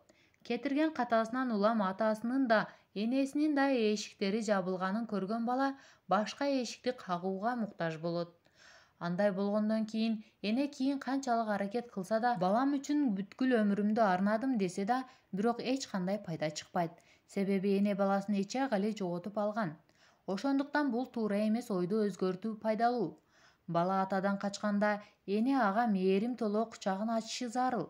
Бирок бул кучак атаны жаман көрсөтүш үчүн эмес, тескерисинче, атанын сөзүн сүйүү жана мээрим менен колдоо үчүн ачылышы керек. Баланын жан дүйнөсү эне менен атадан эки башка азык алат. Жогоруда да айтылгандай, бала атага да, энеге да муктаж. Ошондуктан үлгүлүү үй бүлө үлгүсүнө, башкача айтканда, мээрим аброю тең баланстуу үй бүлөгө муктажбыз. Себеби баланын атадан алган сезимдери башка, энеден алган сезимдери башка. Тилекке каршы, азыркы замандын аталары баары сүйлөшүп алгандай, баламды аз көрсөм да ага жетишээрлик деңгээлде көңүл бурам. Биз достордой сырдашабыз деген сөздөрү менен өздөрүн алдап, аталык милдеттен качууга аракет кылып жатышат. Кайсыл ата менен сүйлөшпөйүн, жумушум аябай көп. Үйгө балдар уктагандан кийин келип, эртең менен алар уктап жатканда кайра жумушка кетем, деп арызданышат. Балким күнүмдүк тирилик аталарды баласынан жана үй бүлөсүнөн узак тутуп жатат деп айтайын дейм, бирок айта албайм. Анткени илгерки аталардын да жумушу бар болчу, бирок алар жумуш арасында баласына, үй бүлөсүнө да убакыт табышат эле. Ата бала үчүн тынчтык булагы болуп саналат. Ата менен болгон убакыт тынчтык жана коопсуздук чөйрөсүндө өткөрүлгөн убакыт болуп эсептелинет. Жумушум көп болсо да, балама жетиштүү көңүл буруп жатам деп айта албайсыз. Эмнеге антип айта албайсыз? Бир дарыгер реанимацияда жаткан оорулуунун дем алуу аппаратын алып салып, капа болбо, жумушумдун көптүгүнөн сага жетиштүү көңүл бура албай жатам, бирок эч камтама болбо. Анча-мынча келип дем алуу аппаратын сайып турам. Ошондо экөөбүз узакка сүйлөшүп отурабыз десе, оорулуу ага эмне деп жооп берет? Оорулуунун муктаждыгы дарыгердин жумушуна жараша дем алуу эмес, тынымсыз дем алуу. Баланын абалы дал ушундай. Оорулуу дарыгердин жанында санаасы жок дем ала алгандай эле, ата баланын жанында болуп, бирок эч нерсе кыла албаса да, бала өзүн коопсуз жана тынч сезет. Себеби аталар балага коопсуздук жана тынчтык сезимин тартуулай ала турган табиятта жаратылган. Муну менен бирге ата бул күч, тынчтык жана бейпилдик дегенди билдирет. Мисалы, атасыз чоңойгон эркек балдарда ушул касиеттер жетишсиз. Ата сүйүүсүнөн, камкордугунан куру калган эркек балдар туруктуу жана чечкиндүү болууда, кабыл алган чечимин иш жүзүнө ашырууда кыйынчылыкка кабылышат. Атасыз чоңойгон эркек балдардын эң негизги проблемасы бул чечкинсиздик, башаламандык жана туруксуздук. Эркек бала атасына карап, эркек киши кандай болушун үйрөнөт. Үйдө үлгү боло турган ата жок болсо, анда бала бир гана аталык милдет кандай экенин эмес, үй бүлөнү кантип башкаруу жана аял затына кандай мамиле кылууну да үйрөнө албайт. Баланын ага үлгү боло турган атасыз чоңоюшу бул чоң бактысыздык деп айтса болот. Бир гана эркек балдар үчүн эмес, кыздар үчүн да атанын бары жогу абдан маанилүү. Кыздар атасынын жанында өзүн коопсуз сезишет. Дайыма коргой турган кишим бар деген ишеничте болушат. Атанын күч-кубаты кызына тынчтык тартуулайт. Жүздөгөн изилдөөлөрдүн жыйынтыгы боюнча, атанын барлыгын толук сезе албаган кыздар жашоосунун калган бөлүгүн дайыма өзүн коргой турган чөйрөдө жана өзүнөн күчтүү, улуу инсандардын жанында болууга аракет жасашат. Жада калса, келечекте жолдошунун да өзүнөн бир топ улуу болуусун каалашат. Эгерде бул кыял ишке ашса, анда өзүн коопсуз сезет. Кыздардын атасынан ала турган сезимдери өзгөчө болот. Кыздар атасынын өзүнүн эң негизги колдоочусу катары көрүшөт. Кыздар атасы башынан сылаганда, кучактаганда, чачын тараганда, Алган позитивдүү энергияны башка эч жерден ала алышпайт. Атасыз чоңойгон кыздарда эң көп көрүлгөн сыпаттар коргоого муктаж болуу жана жан дүйнөдөгү тынчсыздык. Бала кээде атадан алынышы керек болгон бул сезимдердин келечекте ордун толтуруу дээрлик мүмкүн эмес. Ата жумушка таң атпай кетип, кеч келсе балдарына жетишээрлик көңүл бурбаса, анда келечекте акчага сатып ала албай турган нерселерди жоготуп жатканын унутпаш керек. Баса белгилей кетчү дагы бир жагдай, ата үйдө болгонуна карабай балдарына көңүл бурбаса, жубайына керектүү сый-урматты көрсөтпөсө, үйдөгүлөрдү басынтып, алардын намысына шек келтирсе, мындай чөйрөдө өскөн балдар орой жана агрессивдүү болуп чоңоюшат. Мунун эң аянычтуу тарабы агрессивдүүлүктүн кайра ата-эненин өзүнө кайтышы.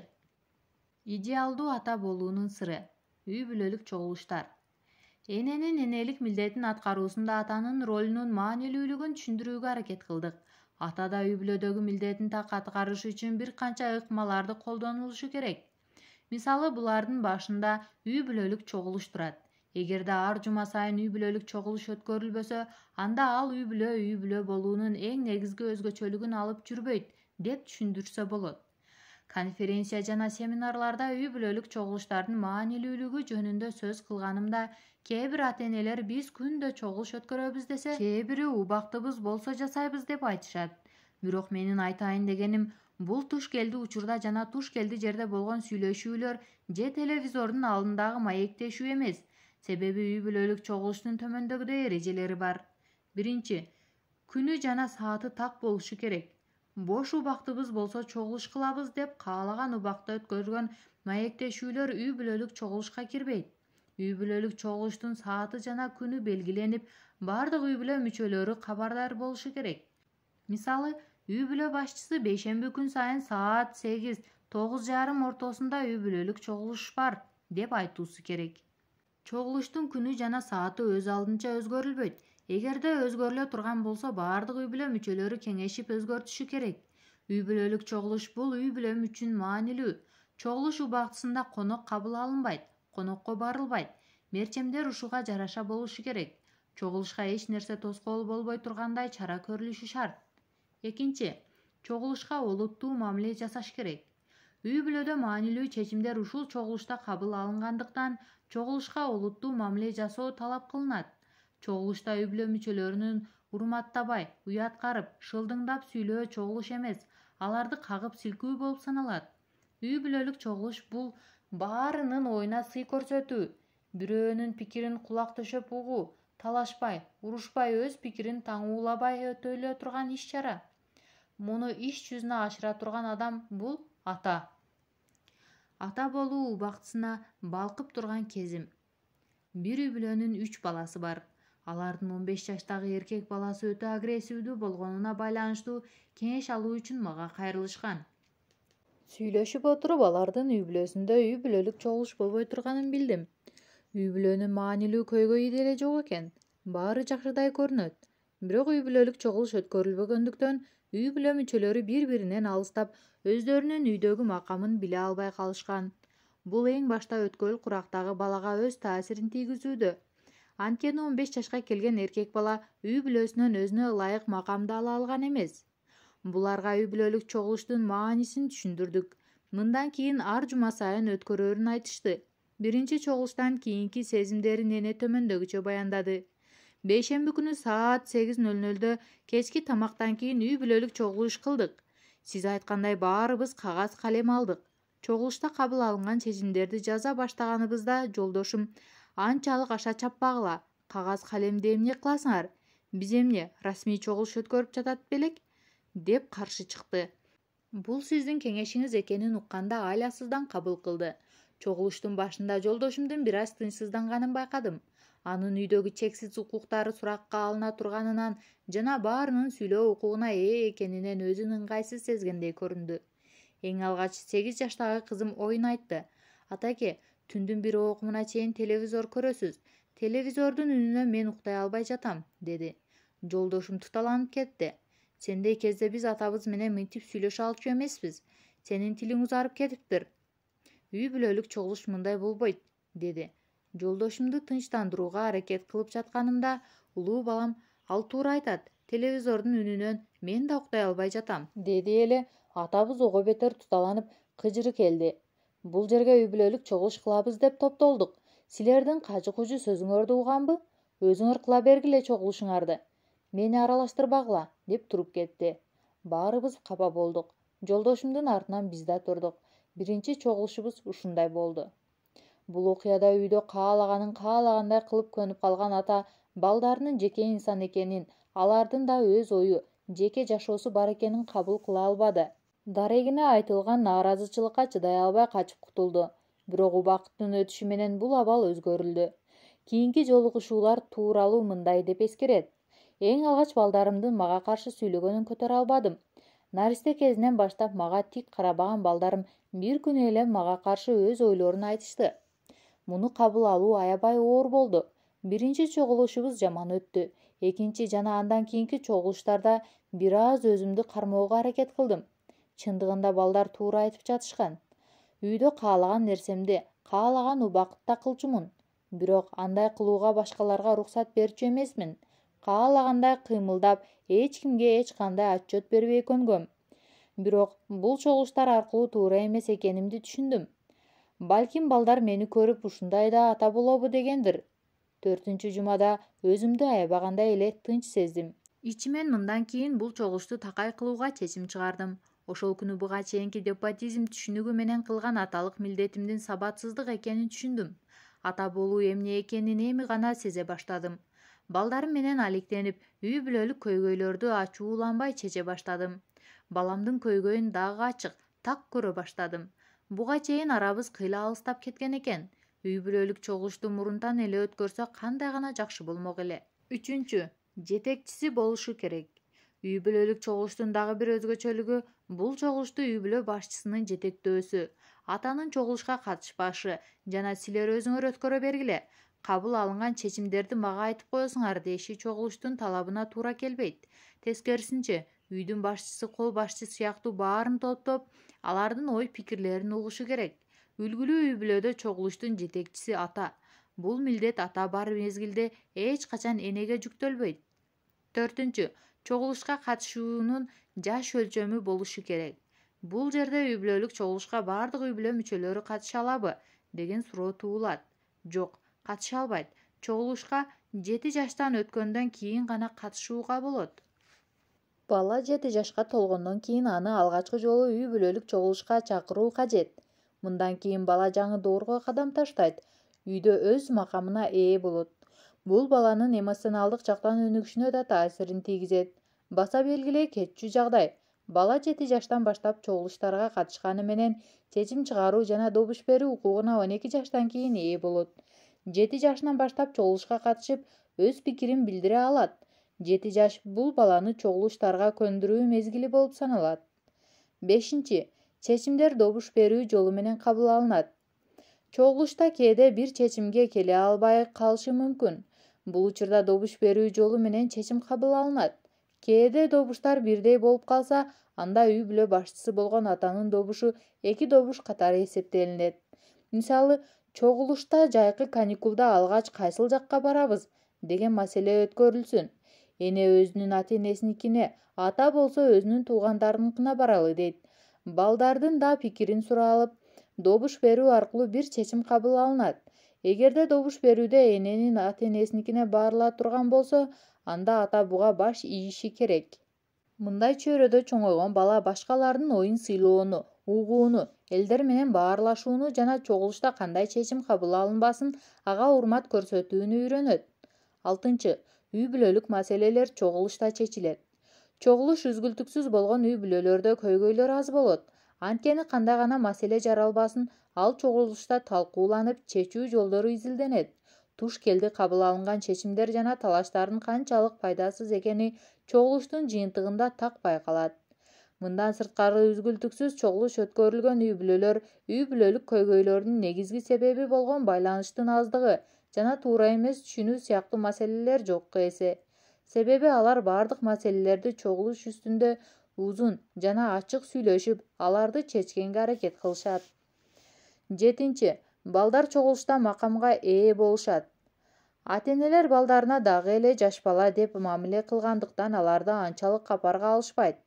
Киши 70ке чыкса дагы 90 жаштагы ата-энеси үчүн дагы эле бала болуп саналат. Же 20 жаштагы селки кыз ата-энеси үчүн дагы эле кичинекей кыз болот. Бирок бул кыз сырткы дүйнөнүн көз карашы боюнча наристе эмес. Эгерде ата-энеси баласына убагында өзүнө тийиштүү укук жана макам бербесе, анда балдар аны сырткы дүйнөдөн издей баштайт. Ошондуктан үй бүлөлүк чогулуштар бул укук жана макамдын берилген жери болушу керек. Бала 7 жашка толгондон кийин чогулушка катыша баштайт. Бул жерде бир нерсени эскерте кетели. Чогулушта орчундуу маселелер каралып, чечимдер кабыл алынат. 7 жаштагы бала буларды жакшы түшүнө албашы мүмкүн. Ошондуктан 7 жаштагы баланын чогулушка катышуусу бул келечектеги чогулуштарга даярдык болуп саналат. Бул курактагы бала башкалар сыяктуу эле добуш берүү укугуна ээ. Мына ушундай жол менен ал үй бүлөлүк маанилүү чечимдердин кабыл алынуусуна катышып, өзүн ошого жараша алып жүрө баштайт. 8. Чогулушта талашууга болбойт. Жаңы чогулуш өткөрүп баштаган үй бүлөлөрдө сөзсүз түрдө талаш тартыш болот. Буга чейин өз алдынча чечим чыгарган ата-эне же мындан кийин балдары менен кеңешип чечим чыгара турганын билет. Бул үй бүлөдөгү абалдын өзгөргөндүгүнүн алгачкы белгиси. Үйдө каалагандай чечим чыгарган киши чогулушта мындай болбосун билип, өзүн ыңгайсыз сезип башкалар менен чатакташып кетиши мүмкүн. Жок жерден өзүн коргоп, чогулуштан чыгып кетиши мүмкүн. Бул учурда кылынышы керек болгон иш аны акырындык жана сабырдуулук менен кайра чогулушка алып келүү. 9. Кабыл алынган чечимдер жазуу түрүндө болушу шарт. Үй бүлөлүк чогулуштар чогулуп баарлашуучу жер эмес. Үйдөгү орчундуу маселелер чечиле турган жана маанилүү чечимдер кабыл алына турган жер болушу керек. Ошондуктан кабыл алынган эрежелер сакталып сакталбаганын текшерип туруу үчүн эрежелер, тартиптер, чечимдер жазуу түрүндө дептерге жазылышы шарт. Бул дептер ал үй бүлөнүн негизги конституциясы болуп саналат. Бала тарбиялоодо эмнелерге көңүл буруу керек? Чыныгы тарбия кандай болот? Бала тарбиясы жөнүндө көптөгөн эмгектер бар. Бала тарбиялоо деген эмне? Аныктама боюнча бала тарбиялоо бул кандайдыр бир иште билим, жөндөмдүүлүк жана зээндүүлүккө ээ болуу. Башкача айтканда, жакшы тарбияланган бала дегендик адеп акылактуу бала дегендикке жатпайт. Бирок эл ичинде тарбиясы жакшы деген сөз коомдук жана адамдык сапаттарга ээ деген түшүнүктө. Балам, сен адам болбойсуң. Атасына баласына дайыма «Балам, сен адам болбойсуң» деп айткан аңгемени баарыбыз билебиз. Атасы баласына дайыма «Балам, сен адам болбойсуң» деп айтат. Баласы буга ызаланып, атасына өчөшүп, окуусун ийгиликтүү аяктап, чет өлкөдө башкаруучулук жаатында тажрыйба топтойт. Бир канча убакыттан кийин өз өлкөсүнө кайтып келип, шаарына азыркы тил менен айтканда мэр болуп шайланат. Мэр болуп отурган күнү атасынын сөзү эсине түшөт. Креслосуна керкейип отурат да айдоочусун чакырып, «Менин атам баландай даректе жашайт. Барып алып келчи, баласынын кандай ийгиликтерге жеткенин көрсүн» дейт. Айдоочу барып атасын алып келет. Атасын көргөн мэр ордунан турбай үн катат. «Ата, сиз мага дайыма адам болбойсуң дечү элеңиз. Эми караңызчы, мен адам эле эмес, ушул чоң шаарга мэр болдум» дейт. Атасы керсейип отурган баласын карап мындай дейт. «Балам, мен сага мэр болбойсуң деген эмесмин. Мэр болуш оңой.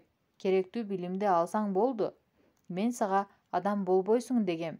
Эгер адам болсоң, мени бул жерге чакырбай, өзүң туулуп өскөн үйгө барат элең», деди. Ооба, адам болуу негизги адамдык сапаттардын, тарбия жана адептүүлүктүн, ал эми окуп, кандайдыр бир мансапка ээ болуу болсо, билимдин натыйжасы. Азыркы заманда ата-энелер балдарына татыктуу билим берүү үчүн жебей, ичпей, колундагы бардык мүмкүнчүлүктөрдү колдонуп жатышат. Баласынын жакшы билим алуусу үчүн талыкпай эмгектенген ата-энелер алардын адеп акылак, коомдук этика, ишеним, маданий баалуулуктарды үйрөнүүсү үчүн да тынбай аракет кылып жатышабы? Жакшы билим алган киши билим алуу системасында көрсөтүлгөн кандайдыр бир чекке жетет. Татыктуу жана ийгиликтүү билим алуунун жыйынтыгында профессионал жана адис болот. Бирок профессионал адам кадыр барктуу, адеп акылактуу жана адептүү болбошу мүмкүн. Ошондуктан тарбияда кайсыл негизде жана эмнеге басым жасаганыбыз өтө маанилүү. Эгерде тарбияда адамдык сапаттарга басым жасалбаса, анда аны чыныгы тарбия берүү деп айтуу кыйын. Кайсы баалуулуктарга көңүл бурушубуз керек? Жогоруда айтылгандай тарбияда эмнеге көп көңүл бурушубуз керек? Муну рекомендациялык пункт деп атайбыз. Бала тарбиялоодо рекомендациялык пункттагы баалуулуктар норма деп аталат.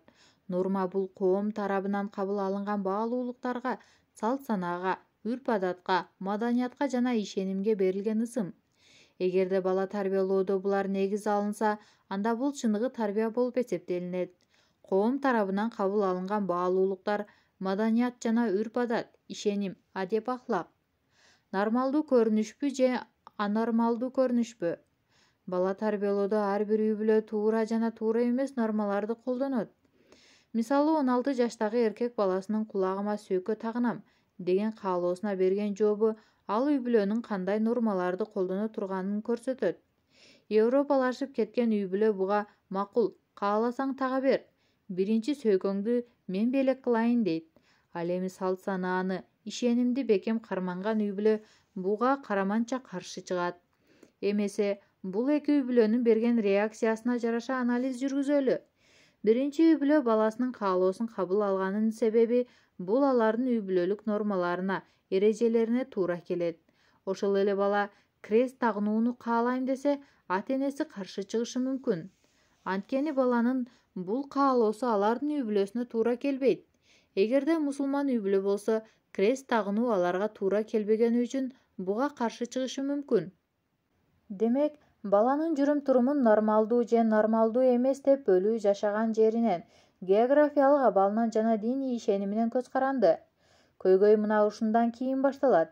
Себеби балдар үй-бүлө сыртындагы дүйнөдө көргөн жана жактырган адеп-ахлак эрежелерин өзүнүкү сыяктуу өздөштүрүп алышы мүмкүн. Ошондон улам үй-бүлөдө пикир келишпестиктер, талаш-тартыштар пайда боло баштайт. Бирөө үчүн нормалдуу, башка бирөө үчүн анормалдуубу? Бир шаарда, жада калса бир көчөдө жашаган кошуналардын арасында да ар түрдүү нормалар кездешет.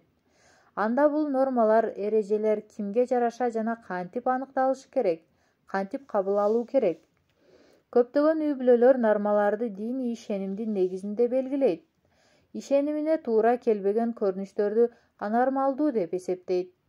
Кээ бирөөлөр диний ишенимди эмес, жашаган жеринин үрп-адаттарына таянат. Мында үй-бүлө кайсыл жерде жашаса, ошол жердин каада-салтына баш ийет. Бул экөөнүн ортосундагы айырмачылык бир канча маселенин жаралышына себепчи болот. Стамбулда жашаган үй-бүлөнүн баласы Венада университетинде окушу мүмкүн.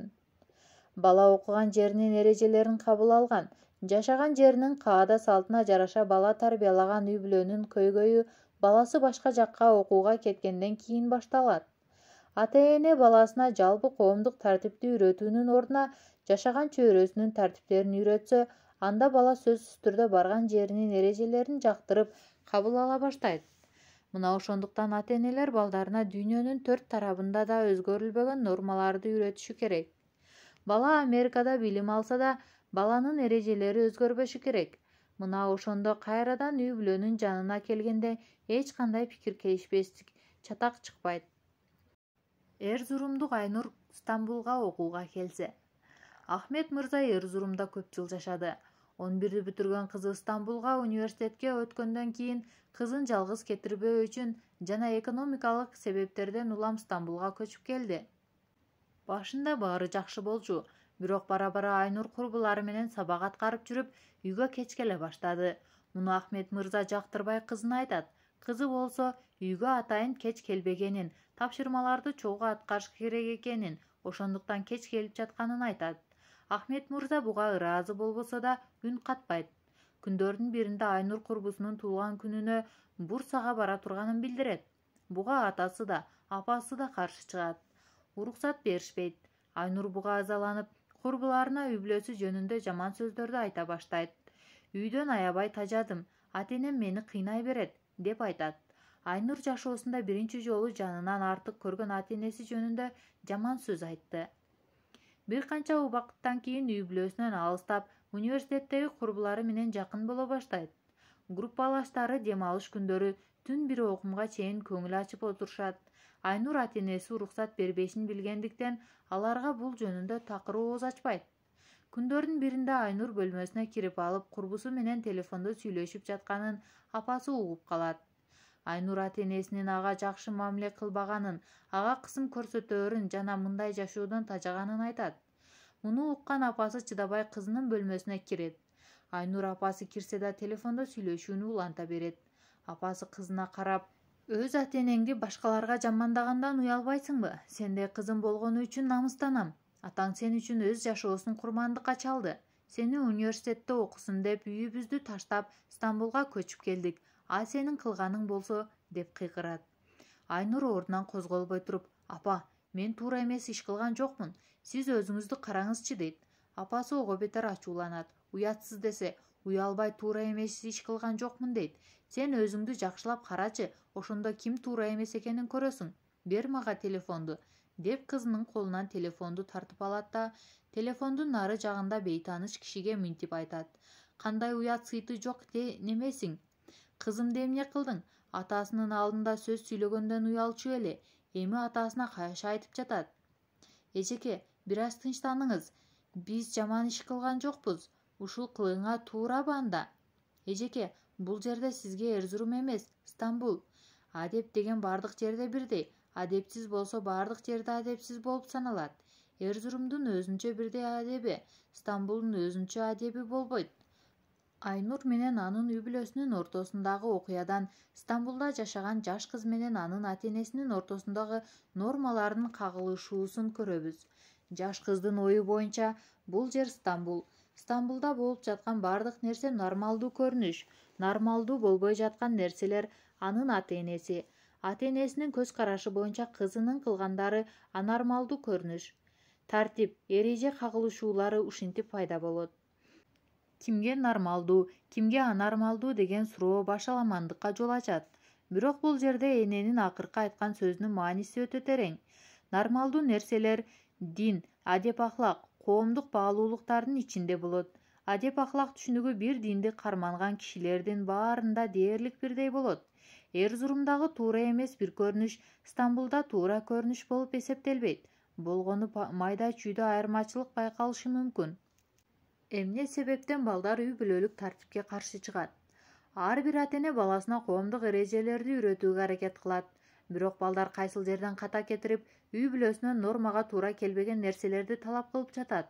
Бала кантип эле өзүн чоңойткон, жедирип ичирген кыйын күндөрдө дайыма жанында болгон ата-энесинен башкача ой-пикирде болушу мүмкүн. Перзент жарык дүйнөгө келери менен өтө тез ылдамдыкта үйрөнүү процессине кирет. Бирок ар бир жашта ар түрдүү нерселерди үйрөнөт. Ата-эне балага кайсыл жашта эмнени үйрөтүш керек экенин жакшы билбесе, анда нормалар жана баалуулуктар толук берилбей калышы мүмкүн. Баланын үйрөнгүсү келген нерселер менен ата-эненин үйрөткүсү келген нерселер дал келбесе, анда ортодо пикир келишпестик пайда болот. Башталгыч класстын 1-жылында окуучуларга математика сабагынан тригонометрия же бүтүрүүчү класстарга кошуу, кемитүү үйрөтүлгөндөй эле, эне да балага кайсыл жашта эмнени үйрөтүш керек экенин жакшы билиши зарыл. Нормага туура келбеген көрүнүштөр баланын жашоосуна жаңы кишинин кирүүсү менен пайда болот. Бала үй-бүлөсүнө тийиштүү маданият, каада-салт, үрп-адат, диний ишенимди кабыл алышы үчүн алгач үй-бүлөсүн сүйүүсү, байлануусу керек. Үй-бүлөдө аны кабыл алышы керек. Мына ошондо бала менен үй-бүлөнүн ортосунда байланыш пайда болот. Бул сезим аркылуу бала үй-бүлөсүнө таандык баалуулуктарга урмат-сый көрсөтүп, аларды сактаганга аракет жасайт. Балким көптөгөн энелер бул сүйлөмдөрдү окуп жатып, өзүнчө балдарын кабыл албаган үй-бүлө да болобу деп ойлонушу мүмкүн. Баланы кабыл алуу бул аны сүйүү жана өз үйүндө багуу дегендикке жатпайт. Балаңызды канчалык жакшы көргөнүңүз менен бала өзүн ал үйгө жана ал үй-бүлөгө таандык сезбеши мүмкүн. Анын сезимдерин эч ким түшүнбөгөнүн айтышы мүмкүн. Үйдө өзүн жалгыз сезиши мүмкүн. Сыртта башка кишилер менен өзүн алда канча жакшы сезиши мүмкүн. Аларды үй-бүлөсүнүн ордуна коюшу мүмкүн. Муну менен бирге бул жаңы достор анын бөпөлөп турса, алардын жанында өзүнүн оюн кеңири айта алса, анда ал бала бат эле алардын нормаларын кабыл ала баштайт. Мына ушундай абалга кабылган эркек бала апасына келип, мен сөйкө тагынам деп айтышы толук ыктымал. Себеби ал үй бүлөсүнүн сыртындагы нормаларды кабыл ала баштады. Мына ушул учурдан баштап талаш тартыштар пайда болот. Ар бир тарап өзүнүкүн туура көрсөткөнгө аракет жасайт. Аягында же ата-эненин, же баласынын нормалары туура чыгат. Жыйынтыкка жараша бала жаңы нормаларды өзүнүн нормалары сыяктуу жан дүйнөсүнө сиңире баштайт. Эмне үчүн бала үй бүлөсүнө таандык нормаларды таштап, жаңы нормаларды кабыл алат? Бала акырындык менен үй бүлөсүнөн алыстай баштаганын үй бүлөсү кантип байкабай калат? Эмне үчүн ата-энелер балдарын жоготуп алат? Эмне үчүн ата-энелер балам үчүн бардык шартты түзүп бергениме карабай оопасыз болуп калды деп налып өздөрүн актоого аракет кылышат. Наристе төрөлгөндөн баштап кандайдыр бир убакытты энеси менен өткөрөт. Эненин баласына бир нерселерди үйрөтүүгө белгилүү убакыты бар. Балалыктан башталып өткөөл куракка чейин созулган бул убакыт салыштырмалуу 13-14 жылды түзөт. Эне бул убакытты туура пайдаланса, анын үзүрүн ушул учурдан кийин көрө баштайт. Эгер андай болбосо, анда бул баланын абийирине жараша болот. Баланын абийири бала кезиндеги жазалардан, башкалар менен салыштыруулардан улам катып калбаса эле. Бала үй бүлөлүк баалуулуктардан кантип баш тартат? Биринчи, баланын үй бүлөдө өз ордун таба албашы. Убакыттын өтүшү менен үй бүлөнүн кубанычы жана жашоосунун максаты болгон баланын көз карашы ата-энесиникинен айырмалана башташы мүмкүн. Себеби перзент биологиялык жана психологиялык жактан чоң токойдогу дарактар сыяктуу эле ата-энесине көз карандысыз жан болуп саналат. Дарактар канчалык бири-бирине окшосо да, ар бири өзүнчө турат, өзүнчө суу ичет, өзүнчө көгөрөт жана жалбырактарын күбөйт. Анын сыңарындай, балдар ата-энесине канчалык окшосо да, алардын өзүнчө жеке жашоосу бар. Мисалы, эне телевизор көргөндө, баласы болсо сүрөт тартканды жактырышы мүмкүн. Бөлмөсүндө кыял дүйнөсүнө чумкуган бала энеси сериал көрүп жатканда же болбосо конокторду узатып жатканда бакчадагы гүлдөрдү карагандан, үйлөрдү, канаттууларды, бактарды жана башкаларды тарткандан ырахат алышы мүмкүн. Тарткан сүрөттөрүн апасына көрсөтүп, андан мактоо уккусу келиши мүмкүн. Эгерде эне көзүн телевизордон албай туруп, балам, сонун сүрөт тартыпсың деп койсо, анда бала үй бүлөдөгү ордун таба албайт.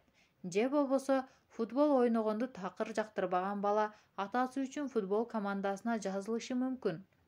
Бирок машыгууга айласы жок барып, дайыма футболго баратып баскетбол ойногондордун көзүн албаса, анда ал үйдө өзүнүн жашоосун жашай албай жатат дегенди билдирет.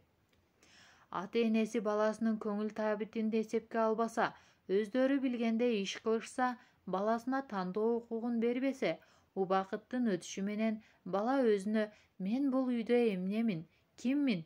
деген суроо узатат. Үй бүлөдө баланын сезимдерин түшүнгөн эч ким болбогондуктан, бала «бул үйдө мени эч ким түшүнбөйт» деген ой менен сезимдерин бөлүшө турган киши издей баштайт. Мында балага жакшы инсан жолукпай калышы толук ыктымал. Мисалы, балаңыздын сырдаша турган кишиси башка динди, башка маданиятты тутунган чыгар. Ата-эне баласынын бул өзгөрүүсүн убагында байкабаса, кийин кеч болуп калышы мүмкүн. Ата-энеси каршы болоорун билип турса да, туура эмес нерселерди талап кылышы мүмкүн. Себеби андайда бала эмнени каалап турганын так билип калат. Бул темада ата-энелерге кеңешибиз төмөндөгүчө. Балаңызга аны үй бүлөдөн алыстата турган мамиле жасабаңыз. Балаңыздан эч качан качпаңыз. Ага байке таэжелер, чоң ата, тайата, жээн бөлөлөр менен чоң үй бүлө экениңизди, анын да бул үй бүлөнүн бир мүчөсү экенин айтыңыз жана аны сездириңиз. Муну менен сыймыктанышына өбөлгө түзүңүз. Экинчи, балага таандык макамдын берилбеши. Балага жашына жараша кандай макам берилиши керек экенин мурдагы бөлүмдөрдө ачыктап бергенге аракет кылдык. Кыскасы, наристе ар бир өнүгүү курагына өткөн сайын жан дүйнөсүнө жана мээсинде өзгөрүүлөр болуп турат. Мисалы, 7 жаштагы бала өзүнө 5 жаштагы баладай мамиле кылышын каалабайт. 7 жаш баланын өнүгүүсүндө маанилүү ролду ээлейт. Ага бий макамы берилиши керек. Бала өзүнө мурдагыдан да артыгыраак сый-урмат көрсөтүлүшүн күтөт. Кичинекей бала бөбөк сыяктуу көрүнүүнү каалабайт. Жаш бала болсо да өзүн жаш бала сыяктуу алып жүрсө да, жаш баладай көрүнүүнү жактырбайт. Муну ата-эненин билиши жана ошого жараша мамиле кылышы зарыл. Бул курактагы баланы жемелебей, кемсинтпей, кыжырына тийбей, намысына тийчү сөздөрдү айтпаш керек. Кичинекей иниси, карындашы, сиңдиси болсо, аларга бирдей мамиле кылбашы керек. Ага байке же эже макамы берилиши абзел. Бала бир гана 7 жашта эмес, 14 жашта да өзүнчө бир башка макамга ээ болушу шарт. Себеби бул курак бойго жеткенге даярдык болуп саналат. Айрыкча бул куракта балага тиешелүү макамдын берилбеши анын үйдөн жана үй бүлөлүк багылуулуктардан алысташына себепчи болот. Ата-эне баласына тиешелүү макамды бербесе, дайыма бирдей мамиледе болсо, баласын ар дайым күнөөлүү, жек көрүндү сыяктуу көрсө, анда ал бала үй бүлөсүнөн таба албаган сый-урматты көчөдөгү досторунан, бандалардан издейт. Мисалы, бир банда 15 жашка чыгып өткөл куракта турган балага жигит макамын жөн эле берет. Беришин берет, бирок андан туура эмес нерселерди талап кылышы мүмкүн.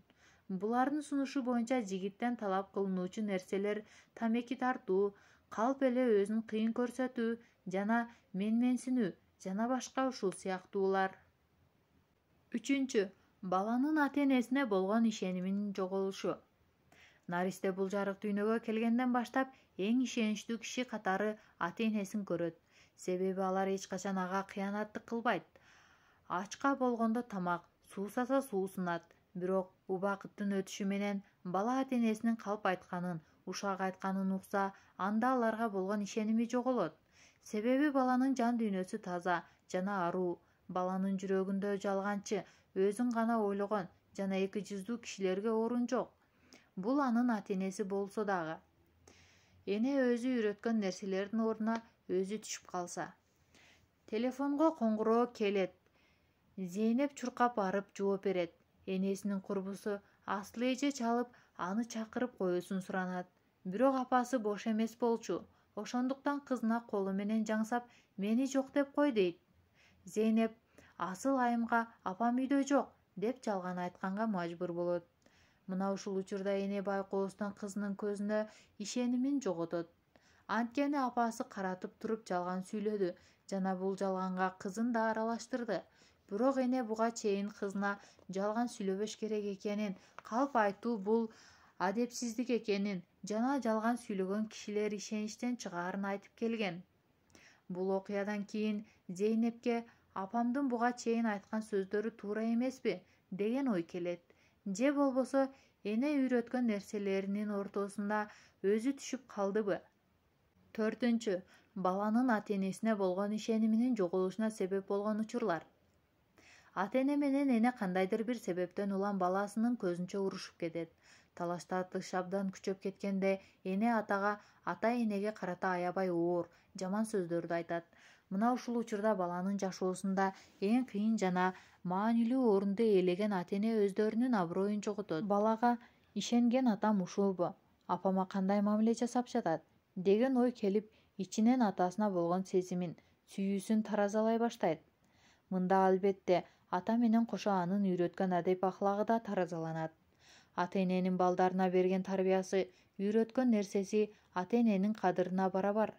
Себеби бала үйрөнгөн адеп аклак эрежелерин алар баалуу жана керектүү болгон үчүн эмес, аларды үйрөткөн ата-энеси баалуу жана кадыр барктуу болгон үчүн үйрөнөт. Эгерде бала үчүн ата-эне кадыр баркын жоготсо, анда алар үйрөткөн нерселер да маанисин жоготот. Мындан кийин ата-эне баласына бир нерсе үйрөтүүгө киришсе, баласы баарын билсеңер, өзүңөр биринчи жасагылачы деген реакция берет жана анын убакыттын өтүшү менен үй бүлөсүнөн алыстай баштайт. Ата-энелер болсо көбүнчө муну байкашпайт. 5. Ата-эне менен баланын пикир келишпестиги. Көптөгөн ата-энелер баласына ашыкча күйүп жангандыктан алардын ката кетиришине жол беришпейт. Бирок көптөгөн ата-энелер балдары үчүн туура нерсени кылып жатам деген ой менен өздөрүнүн каалоолорун ишке ашырып жатканын байкашпайт. Сенин жакшылыгың үчүн кылдым деген сөздүн аркасында баланын эмес, үй бүлөнүн каалоолору жатат. Мисалы, эненин азыркы замандын эң керектүү кесиби дарыгерлик. Ошондуктан дарыгер болуу үчүн колубуздан келгенин жасаганга аракет кылабыз деген сөзүндө баланын каалоосу менен жөндөмү канчалык деңгээлде эске алынып жатат. Балким бала өтө сезимталдыр. Балким балада дүйнөнүн эң алдыңкы музыканты боло тургандай музыкалык шык бардыр. Баланын жан дүйнөсү жана кызыгуулары таңылбай туруп, сен үчүн эң жакшысын каалап жатабыз деп айтуу туура эмес.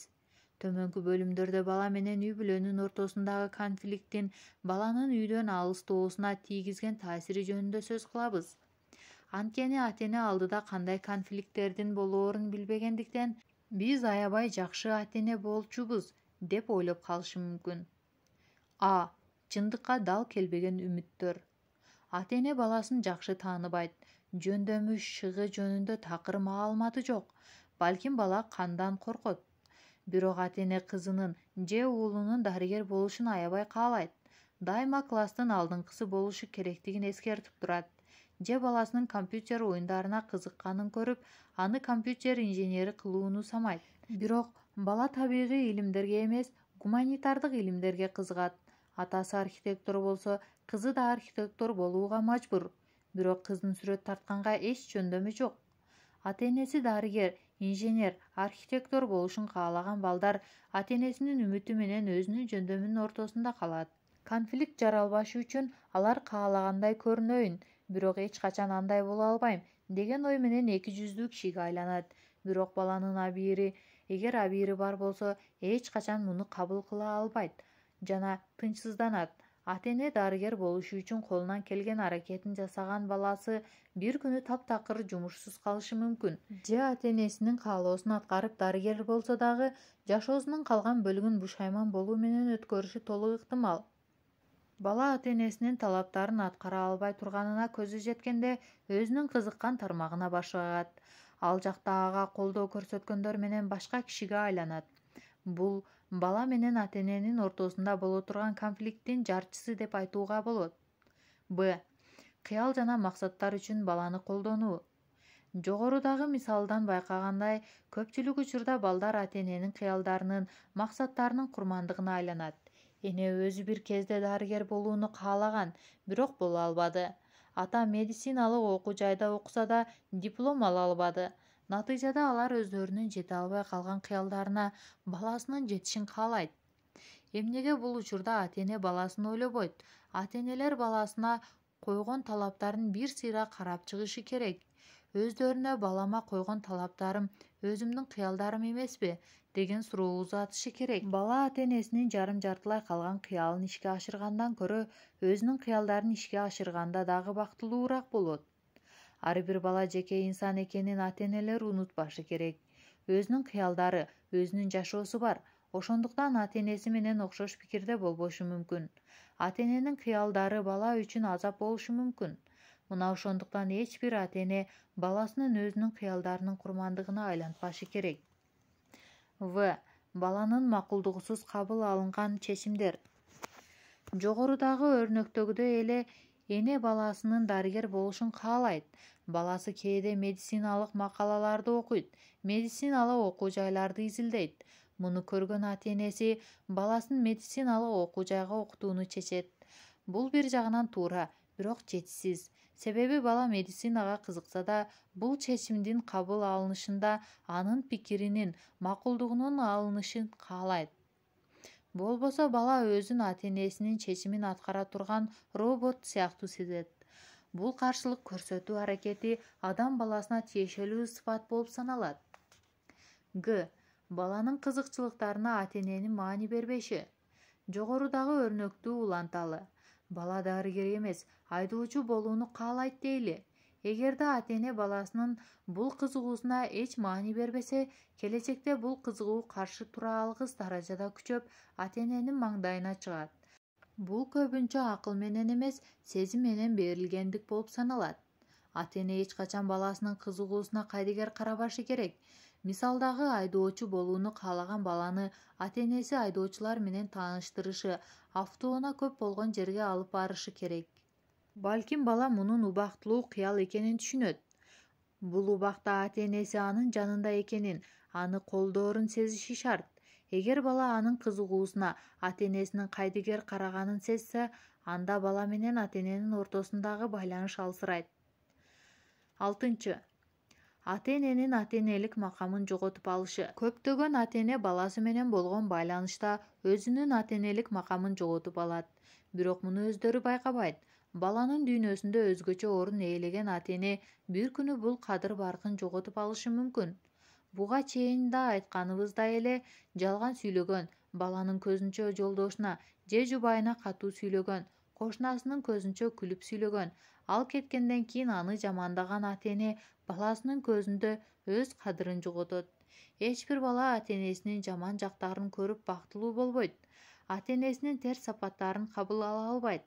Мындан сырткары, көптөгөн ата-эне балам менен достордой болобуз деп ата-энелик милдетин аткарбай, баласы менен дос болуп алат.